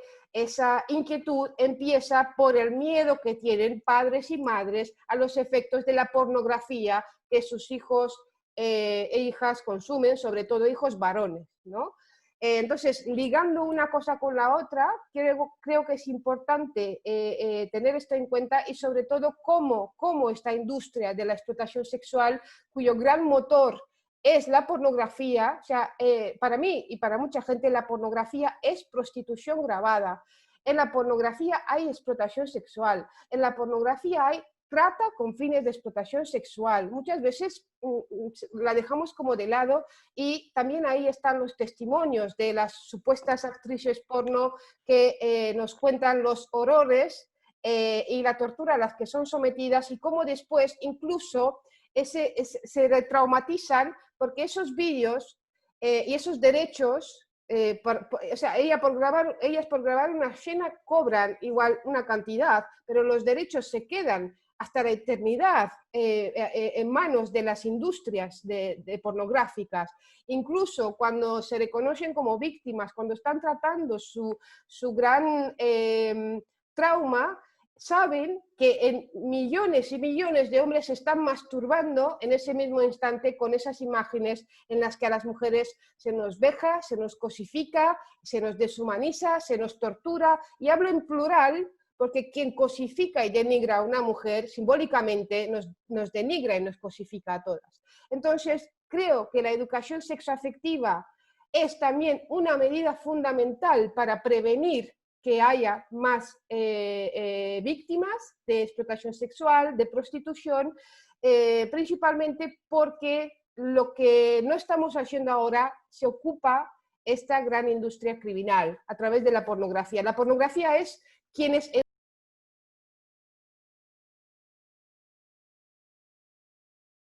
que lo único que les importa es sus ganancias y sus bolsillos, mientras siembran tortura, desigualdad.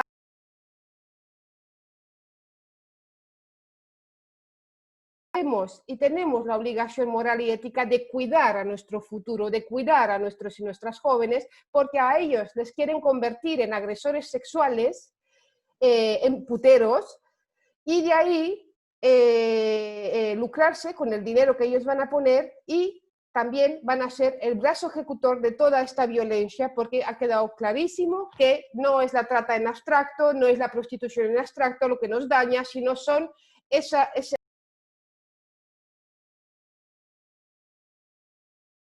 hombres a los que no deseamos lo que nos daña profundamente. Aquí también tendríamos que hablar de la banalización del sexo, y esto no es solo la prostitución, sino las propias aplicaciones para ligar. Hoy en día el sexo se ha convertido en algo banal, en una cosa de usar y tirar, de venga, me tomo una caña o follo con este. Es decir, esto nos deshumaniza y perdemos la conexión, nos insensibiliza de sentir deseo sexual, porque es el deseo sexual lo que diferencia un acto que puede resultar traumático, asqueroso, en un acto placentero, donde hay un encuentro, donde hay química, donde hay deseo y donde hay placer sexual compartido. Entonces, estas son mis propuestas de prevención, o sea, no solo luchar contra la pobreza, el hambre, la guerra, las desigualdades norte-sur, sino que es fundamental que apostemos por una educación sexoafectiva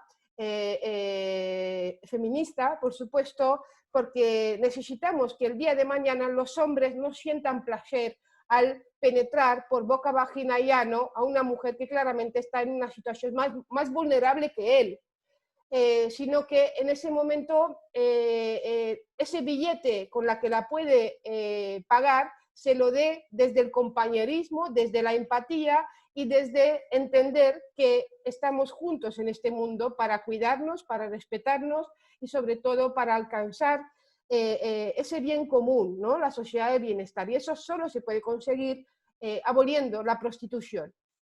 Y ya está, me callo. Muchas gracias, Amelia. Siempre es un gusto escucharte. Vamos, es un gusto escuchar a todas. La verdad que nos estamos yendo de tiempo, el de las preguntas y tal, pero vale la pena. Vale la pena, encontraremos seguramente la forma de dar cauce a tantas preguntas y tantos comentarios. O sea, nos vamos a guardar todo esto, lo vamos a revisar, lo vamos a encauzar, porque no vamos a dejar todo, vamos, este caudal de material que las ponentes y los ponentes están aquí compartiendo con nosotras, no lo vamos a dejar ahí olvidado y como, bueno, ya está, quedó ahí en un chat y tal. No, vamos a leerlo como hemos leído cada inscripción que ha habido al encuentro. Paso ahora a dar, a entrevistar a Marta Torres. Marta Torres es jurista internacional, está especializada en prostitución y trata con fines de explotación sexual. Ha participado en programas de atención directa a víctimas, ha también participado en programas de incidencia política, concienciación social, es conocida en España, en Francia, en México. También, junto con la Coalición Internacional contra la Trata de Mujeres, ha formado parte de las deliberaciones del Protocolo de Palermo. Yo creo que el Protocolo de Palermo de las Naciones Unidas, todas sabemos qué se refiere, pero si alguna no lo sabe, el Protocolo de Palermo es un documento que es el instrumento internacional que se utiliza para reprimir y sancionar la trata de seres humanos, o sea, al que los estados están obligados, ¿no? Desde el 2013 representa a la organización, ¿no?, que comenté, estaba hablando de la Coalición Internacional contra la Trata de Mujeres. Desde el 2013 la representa en la Unión Europea. Estuvo presente durante el proceso de adopción de la ley abolicionista de la prostitución en Francia, por eso nos pareció tan importante que, ya que son pasos para abolir la prostitución, compartiera su experiencia con nosotras y bueno, ha trabajado activamente en este terreno desde muchos años y es representante en España y en Latinoamérica de la Coalición por la Abolición de la Prostitución, CAP. Entonces, lo mismo que las otras ponentes, Marta, no sé si quieres comentarnos algo antes de hacerte la primera pregunta. Muchas gracias, Corina. Bueno, agradecer la oportunidad de participar hoy en este webinar. Como ya se ha dicho, la verdad es un honor poder compartir este panel con todas las ponentes y también poder compartir con todos ustedes este espacio de reflexión conjunta tan importante en un momento, creo que casi histórico, del Estado español, en el que se está hablando más que nunca de abolicionismo y en el que todavía se tiene que hablar mucho más. Así que, bueno, agradecer la posibilidad de estar aquí y pasar a las preguntas. Paso a las preguntas, entonces. Como decía, has participado activamente en el proceso que se llevó a cabo en Francia para pasar la ley abolicionista. ¿Cuáles son los pasos? O sea, saco la pregunta, ¿cuáles son los pasos que debe seguir el Gobierno de España y los estados en general para caminar hacia la abolición de la prostitución, de la explotación sexual? Bueno, esa es una pregunta un poquito compleja para resumir en 10 minutos. Sí, pero sí, lo sé, pero bueno, algunas líneas, aunque sea algunas líneas. Creo que efectivamente el ejemplo que tenemos de los pasos que se dieron en Francia, de todo el proceso francés, sí que nos puede servir de inspiración, nos puede servir de modelo, no tanto a seguir, sino a estudiar, porque por supuesto luego cada país, el nuestro también, tiene sus propias particularidades, pero creo que lo que pasó en Francia sí que puede tener algunas similitudes con el proceso español y me gustaría contarlo, resumirlo muy brevemente por si puede servir de algo de luz, algo de inspiración en este proceso que no iniciamos, sino continuamos ahora en España por una ley abolicionista. Es importante decir que aunque la ley abolicionista en Francia es del año 2016, es el fruto Y es muy importante porque creo que hay que reconocer el trabajo del movimiento feminista abolicionista francés que durante todo el siglo XX trabajó de manera permanente, muchas veces en silencio, muchas veces ante la indiferencia o la incomprensión de las fuerzas sociales, de la clase política. Este movimiento feminista fue fundamental en luego la adopción de esta ley francesa, porque a veces pensamos, el proceso francés pasó en 6 años, entre el año 2010 y el año 2016, es verdad que todo se precipitó y que pasaron un montón de cosas, pero en el año 2000, a partir del año 2010 pudimos empezar a trabajar gracias al trabajo de estas mujeres poderosas, feministas, abolicionistas, que nos abrieron el camino. Y por eso yo siempre hablo de este trabajo previo del feminismo. En el año 2010 pasó algo importante, y es que la sociedad civil, y este creo que es un primer paso, se empezó a movilizar como sociedad civil para luchar con esta ley abolicionista. Y al principio con pasos más tímidos, luego con pasos más firmes, pero nunca dejó de conseguir, de seguir este proceso hasta que lo consiguió. Así, por ejemplo, en el año 2009, al principio de todo, un movimiento de base, una organización de base que trabaja tanto en ciencia política como en ayuda a las víctimas, que se llamaba el Movimiento del Nido, interpeló directamente a la clase política. Entonces, en aquel entonces eran las elecciones europeas, ¿no? E interpeló a la clase política, a los políticos y a las políticas, para ver si en sus programas electorales incluían la abolición de la prostitución, porque el problema es que la abolición no estaba en la agenda política, y esto es fundamental, no estaba en la agenda política.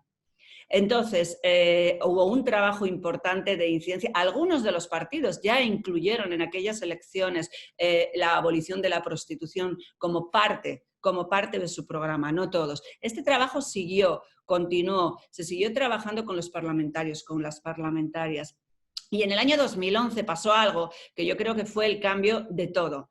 Y creo que es un ejemplo de algo que a lo mejor aquí en España nos puede parecer, esto nunca va a pasar aquí en España, pero en Francia fue fantástico. Es que una diputada del Partido Socialista y un diputado de lo que es allí, digamos, el partido más de derechas, se unieron en una causa abolicionista, es decir, lejos de intereses partidistas, se unieron en una causa abolicionista y presentaron en la Asamblea Nacional un informe que se llamó Prostitución. 2 puntos, la exigencia de responsabilidad. 2 diputados de colores políticos diferentes se unen para presentar ante la Asamblea Nacional Francesa, ni más ni menos, un estudio, que es un estudio diagnóstico de lo que es la prostitución en Francia, de lo que supone, del número de víctimas, de lo que cuesta también la prostitución al Estado francés, y se unen para decir: hay una exigencia de responsabilidad, hay una exigencia de diligencia debida de los Estados frente al problema de la prostitución, porque el problema de la prostitución es un problema social al que no estamos dando respuesta, como aquí, ahora mismo en España. Yo lo veo reflejado, ahora mismo en España pasa lo mismo, no se está dando respuesta a este problema.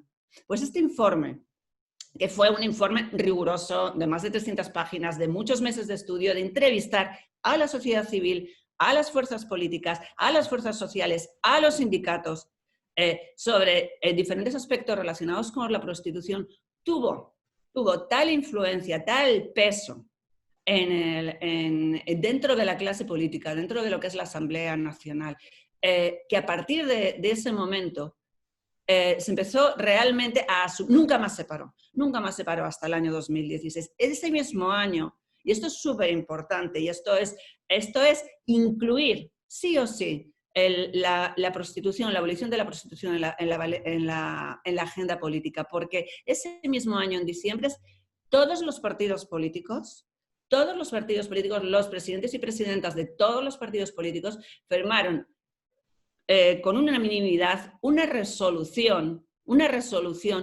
que representaba un compromiso político donde se reconocía lo que antes Ingeborg hablaba, la violencia inherente que tiene la propia prostitución, y donde se reconocía que la prostitución, la existencia de un sistema prostitucional, es totalmente contraria al principio constitucional de igualdad. No podremos alcanzar la igualdad entre hombres y mujeres mientras siga existiendo el sistema prostitucional. Si nos damos cuenta, el valor simbólico de una resolución de estas características es enorme, porque de repente todos los partidos políticos se comprometen, firman de manera unánime una resolución donde se comprometen a luchar contra el sistema prostitucional, porque el sistema prostitucional es contrario a la igualdad de oportunidades entre mujeres y hombres, porque es una forma de violencia contra las mujeres y porque desde ese punto de vista es totalmente inaceptable dentro de un Estado democrático de derecho. Entonces es súper importante porque la prostitución es una causa política, pero no partidista.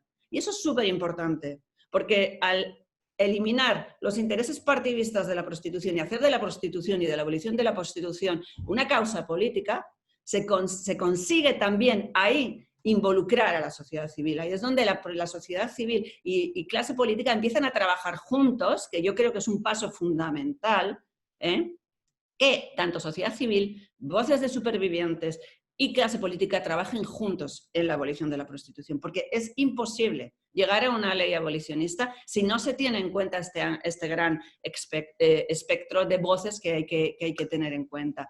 A partir de ese año 2011 y de esta resolución, empezó una larga lucha política, empezó una larga lucha jurídica, no fue fácil. La ley abolicionista fue presentada 3 veces en el Congreso, 3 veces en la Asamblea Nacional. En la Asamblea Nacional 3 veces fue, digamos, aceptada, votada favorablemente, y 3 veces fue tumbada en el Senado. Es decir, fue una larga lucha, ahora lo pienso, y fueron 6 años de ir, venir, de subir, de bajar, de pensar que no lo íbamos a conseguir. Pero lo conseguimos en el año 2016. Y quiero hablar de algo que pasó como un paso intermedio también después de este compromiso político que te cuento que pasó en el año 2011. En el año 2013 hubo una gran reunión internacional, no, una gran reunión nacional abolicionista en Francia, donde organizaciones de la sociedad civil del movimiento Abolición 2012, que englobaba más de 50 organizaciones de terreno, de ayuda a las víctimas, a organizaciones feministas,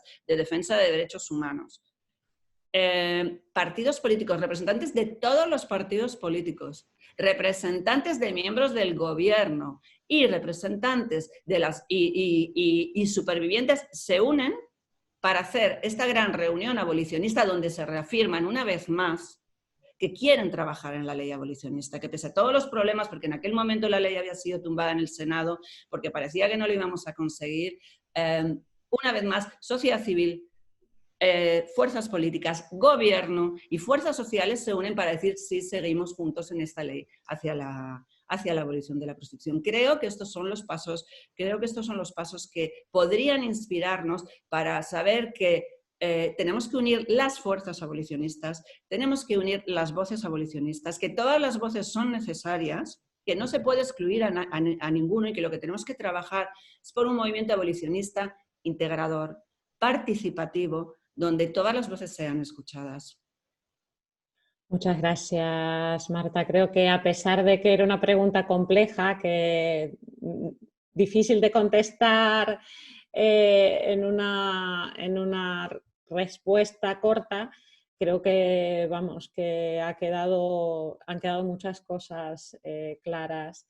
En la primera pregunta me refería a los estados y bueno, querría preguntarte sobre la ciudadanía, ¿no? En la sociedad civil, ¿cómo caminamos hacia la erradicación de la explotación sexual? Pues, como te decía, es que la sociedad civil tiene que caminar de la mano de los estados, de las fuerzas políticas y de las fuerzas sociales. Creo que manteniendo, por supuesto, siempre la independencia, pero creo en una gran fuerza unitaria abolicionista. Porque es como ha funcionado en otros países, como en Irlanda, como en Francia. Es decir, porque el lobby proxeneta es suficientemente fuerte, suficientemente poderoso, nos está atacando todos los días como para que nosotras y nosotros no estemos unidos. Por eso, la sociedad civil, nuestro trabajo número 1, que la prostitución sí o sí esté en la agenda política de nuestros políticos y de nuestras políticas. Es inaplazable. Lo decía antes Pilar de Lara, o sea, no vale con decir, yo queremos una ley feminista abolicionista, no. Hay que empujar, hay que trabajar por ese compromiso político, igual que pasó en Francia, por ese compromiso político que se plasme en un papel, que se plasme en una resolución, que se plasme en un pacto de Estado, que sea, pero que la voluntad se convierta en una acción. Es decir, ese compromiso político de verdad plasmado en un papel, en lo que sea, es lo que va a llevar al compromiso legislativo. Es lo que, una vez que adquirimos ese compromiso político, ya no hay marcha atrás, ya tenemos que trabajar por esa ley. Ya tenemos que... Y entonces empieza el paso número 2, donde la sociedad civil tiene también un peso fortísimo. Es decir, llegar a promulgar esa ley abolicionista, en donde se tiene que abrir, y esto es muy importante, un proceso participativo, un proceso de escucha de todas las fuerzas sociales. No es posible que no tengamos ni idea si se está haciendo un borrador o no se está haciendo un borrador de ley abolicionista, qué es lo que contiene o qué es lo que no contiene ese borrador de ley abolicionista. Es decir, creo que tenemos el derecho y el deber como sociedad civil de poder participar en ese proceso de elaboración de la ley abolicionista. ¿Y qué es una ley abolicionista? Pues una ley abolicionista es una ley que sanciona el sistema prostitucional. Porque ya lo hemos oído durante toda esta tarde, la prostitución es un negocio, un tremendo negocio de explotación de las mujeres, de las personas, donde hay necesariamente 2 actores necesarios, el que compra y el que vende. Fijaros que si aceptamos, como pasó en Francia, en ese compromiso político que la prostitución es una forma de violencia contra las mujeres, que la prostitución atenta contra los derechos más fundamentales de todas nosotras, entonces estaremos diciendo, es imposible este tipo de acto sexual, con lo cual necesariamente no solamente es responsable el que explota y el que vende, es responsable el que consume y el que compra. Y esto es muy importante que sea, y además esté reflejado en el mismo Código Penal. Luego ya veremos cómo se sanciona, ya veremos cómo se tipifican los diferentes delitos, pero que estén en el Código Penal. Que esta ley sancione al sistema prostitucional, al que prostituye y al prostituyente. Y, por supuesto, que defienda a las mujeres, porque tiene que ser una ley integral donde ¿qué pasa con las mujeres? Antes se decía, a las mujeres hay que defenderlas, a las mujeres hay que apoyarlas, pero no solamente hay que apoyarlas, a las mujeres lo que hay que hacer es facilitarles programas reales de salida de la prostitución, porque si no, no van a poder salir, es imposible. La sociedad civil tenemos que empujar, tenemos que concienciar, tenemos que sensibilizar sobre la situación de las mujeres. ¿De acuerdo? Y también tenemos que sensibilizar sobre un tema que olvidamos y que se olvida siempre. Son víctimas de un delito y tienen todo el derecho a la reparación del daño. ¿Por qué no se habla nunca de la reparación del daño de las víctimas de la explotación sexual? La ley de la abolición del sistema prostitucional tiene que contemplar todos estos aspectos. Y un último aspecto que también ahora hablaba Amelia, que creo que es fundamental, que tendría que contemplar esta ley de la abolición del sistema prostitucional, es la sociedad. ¿Cómo se posiciona la sociedad frente a esto? Pues la sociedad se tiene que posicionar hacia, por supuesto, tolerancia cero ante cualquier forma de explotación sexual de las mujeres, ante cualquier compra de acto sexual, y tiene que trabajar por la sensibilización, por la prevención. Es un trabajo, una ley, no nos podemos engañar, una ley no cambia una mentalidad de un día a otro. Es imposible, es un trabajo largo, de largo recorrido, pero el Estado, y una vez más ahí ligo con la sociedad civil, el Estado tiene que poner los medios para facilitar esa sensibilización, para facilitar esa prevención, para facilitar ese cambio de mentalidades, sin el cual no va a funcionar nunca una ley. También eso es verdad. Por eso, y ya para acabar, como sociedad civil y como sociedad civil abolicionista, lo que tenemos que tener súper claro es que el lobby proxeneta no puede dirigir el debate. No puede ser que el debate se centre, como decía antes Ingeborg, en el falso tema del consentimiento, o que se centre en el falso tema de la pretensión de profesionalización de la prostitución como trabajo sexual. Porque ese debate, ese discurso, a quien realmente interesa es al lobby proxeneta. A quien le interesa que se hable de consentimiento, a quien le interesa que se hable de trabajo sexual, es a la industria del sexo. Pero el debate no es ese. El debate es que esto es un negocio, de explotación de las mujeres, en las que las mujeres no son ni siquiera personas, son objetos, son mercancía, y en las que se está violentando todos los días a millones de mujeres en todo el mundo. Este es el verdadero debate.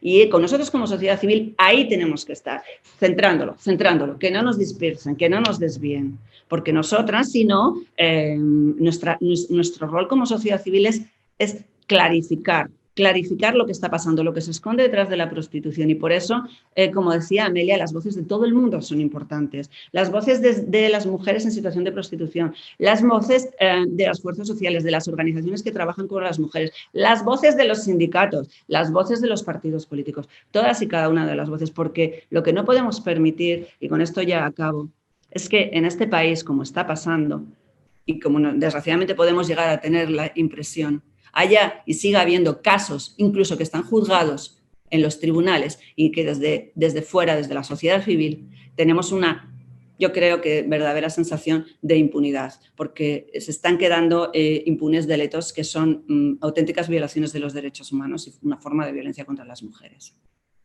Muchas gracias, Yamila. Gracias, no, por favor. Gracias, Marta. Parece como que me siento aquí como un poco el verdugo de las ponentes, ¿no? No sé si se me caso. Es verdad que le dimos poco tiempo. Lo que hicimos hacer, el vídeo, la charla que hicimos, no el vídeo, la charla que hicimos que fuera rica, nos parecía que todas estas ponencias iban enlazadas una con la otra y que iba a ser muy interesante y de hecho, bueno, estoy segura que a todas y a todos os está pareciendo así.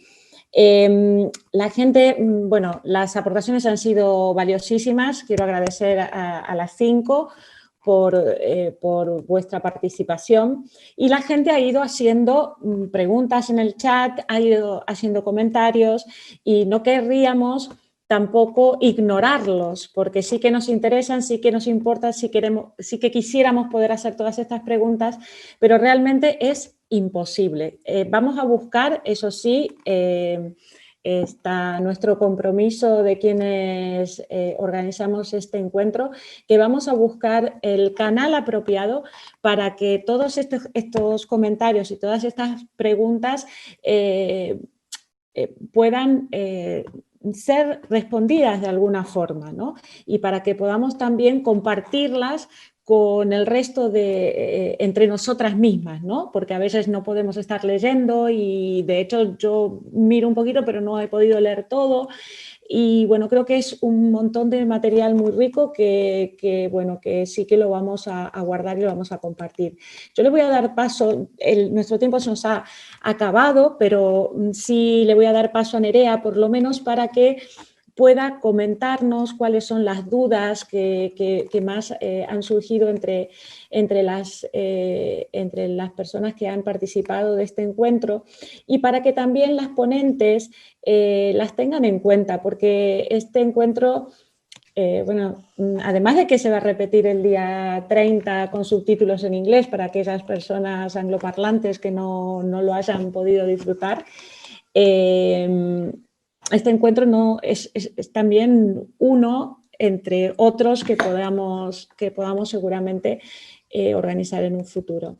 Nerea, no hablo más yo tampoco, te paso a ti. Bueno, pues gracias a todas y a todos los que habéis participado en el chat con vuestras preguntas, vuestros comentarios. Han sido bastantes y más o menos voy a ir resumiendo sobre todo por participantes para que nos hagamos un poco a la idea. A Pilar le preguntaban sobre algunas normativas como podría ser la Directiva de 2011 del Parlamento Europeo contra la trata, que España, dicen, incumple en materia de estadística, sobre todo. Le preguntaban también sobre la ley de extranjería, cómo podríamos hacer cambios para que la ley de extranjería no fuera una piedra en el camino, digamos, para las mujeres en situación de prostitución. Y preguntaban también una cuestión que me parecía muy interesante a raíz del caso Carioca y de muchos otros casos en los que ha estado trabajando Pilar, si es justificada la sensación de impunidad que tiene la sociedad en torno a estos casos, ¿no? Que me parecía una pregunta muy interesante. En cuanto a las preguntas para Ingeborg, se centraban pues, en cómo afectaba el trauma a las mujeres en relación con su cuerpo y una pregunta también muy interesante sobre cómo trabajar el trauma con mujeres que no han sido reconocidas como víctimas de trata o víctimas de tráfico y que ese trauma quizás podría ser, digamos, como más profundo o más complicado de trabajar precisamente por esa falta de reconocimiento social como víctimas, ¿no? Y que precisamente también va un poco en la idea que comentaban tanto Marta como Amelia de reconocer a todas las mujeres prostituidas como víctimas, ¿no? No solo las víctimas de trata. Para Sandra, las preguntas iban más en torno a cómo afrontar al lobby proxeneta y el discurso regulacionista desde una perspectiva de una superviviente en un país regulacionista que causa, digamos, mucho interés desde aquí, desde España, y cómo dibujaría ella las estrategias más eficientes desde el movimiento feminista y desde el movimiento abolicionista para calar y hacer que cale el movimiento, el discurso abolicionista en la sociedad, ¿no? Que desde su perspectiva, ¿qué ha hecho que en una sociedad que tiene tan normalizada Alemania la prostitución, qué estrategias, digamos, que funcionan más? Para Amelia, las preguntas iban más en torno a cómo dirigirse también a ese lobby proxeneta y cómo prevenir el espejismo, decía una pregunta que me gustaba mucho, cómo prevenir el espejismo de la libre elección para las autodenominadas trabajadoras sexuales. Luego, cómo conectar con las mujeres en prostitución. En Bogotá decía una compañera, Carmen Delgado, que había un proyecto municipal de capacitación de formación en feminismo a mujeres precisamente para construir ese vínculo, esa mediación y facilitar esa comunicación con las mujeres en prostitución. Y que algunas estadísticas avisan de que aumenta la demanda entre los jóvenes. ¿Cómo lo valorarías? ¿A qué crees que se debe? Digamos, estas tendencias. Para Marta han llegado muchos agradecimientos, pero no ha dado tiempo a que llegaran muchas preguntas, así que si queréis hacernos llegar más, pues igual podemos habilitar también el mail de inscripción o lo que sea y podemos incorporarlas a las preguntas que vayamos a responder luego. Vale, muchas gracias, Nerea. Nosotros, bueno, sí que vamos a, como os decía anteriormente, vamos a recoger todas estas preguntas. También, como Nerea las ha leído, para que sepan que sí, la intención está de seguir trabajando con esto. Se las vamos a hacer llegar por escrito todos vuestros comentarios, todas vuestras preguntas para cada ponente. Se las vamos a hacer llegar por escrito a ellas para que en un próximo encuentro las tengamos en cuenta.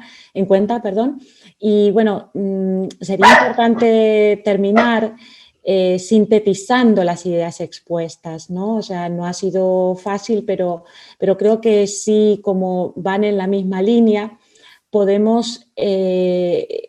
coinciden con lo que se viene reclamando desde el movimiento abolicionista. A nivel institucional se dijo que la prostitución debe ser abolida. La ley abolicionista de la prostitución tiene que entrar ya, nos ha dicho recién Marta y también lo ha especificado Pilar, en la agenda política de manera firme, contundente. Se están violando los derechos humanos de miles de mujeres y debe ser penalizada como tal, ¿no? Todas las fuerzas políticas deben luchar contra la prostitución. Hace falta una reforma del Código Penal que criminalice a los puteros y a toda también tentativa de compra de acto sexual, a proxenetas y todas las formas de proxenetismo. Tiene que haber una ley que sea comprometida. Pedimos una ley de máximos, no una ley de mínimos, que no deje espacio para que se siga explotando sexualmente a mujeres y niñas en una, reconstrucción de la industria, ¿no? de este negocio. Debe haber, también se habló del pacto social, un pacto social donde las fuerzas sociales, los sindicatos, las mujeres se unan por la defensa de los derechos humanos. Habló también Amelia, hizo mucho hincapié en el tema de la pornografía y la prostitución online. Los proxenetas y el mercado, como decía recién, se están reestructurando, están adaptando su forma de explotar a las mujeres y a las niñas, a los niños. No podemos prevenir sin luchar contra la pobreza, la desigualdad y la injusticia, como lo comentaba Amelia, pero de igual forma es importante proteger a las personas más jóvenes del impacto devastador que provoca la pornografía. Deben implementar planes integrales públicos, nos hablaba Ingeborg del acompañamiento psicosocial, de la terapia, pero también salió el tema de la vivienda, de las ayudas económicas directas, que vayan directamente a las mujeres, de formación, y sobre todo esto ocurre porque vemos, hablábamos de víctimas locales, ¿no? Víctimas españolas, y esto ocurre por la relación que hay con la falta de un trabajo digno y yo al principio también comentaba lo de las causas, ¿no? Se enfatizó también la necesidad de protección, de prevención, de educación afectivo-sexual desde la infancia, que haya una conciencia de respeto hacia el otro, de protección a los derechos humanos. Y también comentaba Amelia de que es importante que las instituciones se formen con una perspectiva de derechos humanos y de género para poder ofrecer una atención y respuesta que esté a la altura de la violación de estos derechos. También Amelia comentaba, decía cómo trabajamos juntas y juntos para lograr esto, cómo derribamos los muros, rompemos barreras. En todos los sectores de la sociedad hoy en día hay una gran polarización y bueno, creo que hay que buscar un profundo cambio sociocultural, político, económico. No queremos un modelo de violencia, salió el tema de la violencia a lo largo de esta ponencia, esta forma de violencia estructural de hacer política, no la queremos. Hablaba Amelia de la continuidad a este webinar, yo también lo comenté, no solo para dar respuesta a todas estas preguntas, sino para encontrarnos, para trabajar a nivel local, cara a cara y también en red, desarrollar estrategias a través de talleres de no violencia, de diálogo, de acción directa. La ley es un paso inmenso, no me cabe duda que lo celebraremos porque en eso estamos, pero de ninguna forma ahí acaba nuestro trabajo. Hay toda una mentalidad que subyace a esta forma de violencia sexual y es necesario cambiarla y bueno, que no le quepa la duda a nadie que estamos en ello. Y bueno, muchas gracias a todas, a las ponentes, a las traductoras, a los técnicos y las técnicas y bueno, yo por mi parte nada más que decir hasta pronto, no, espero que pronto nos veamos y cara a cara. Gracias. Gracias a todas y a todos.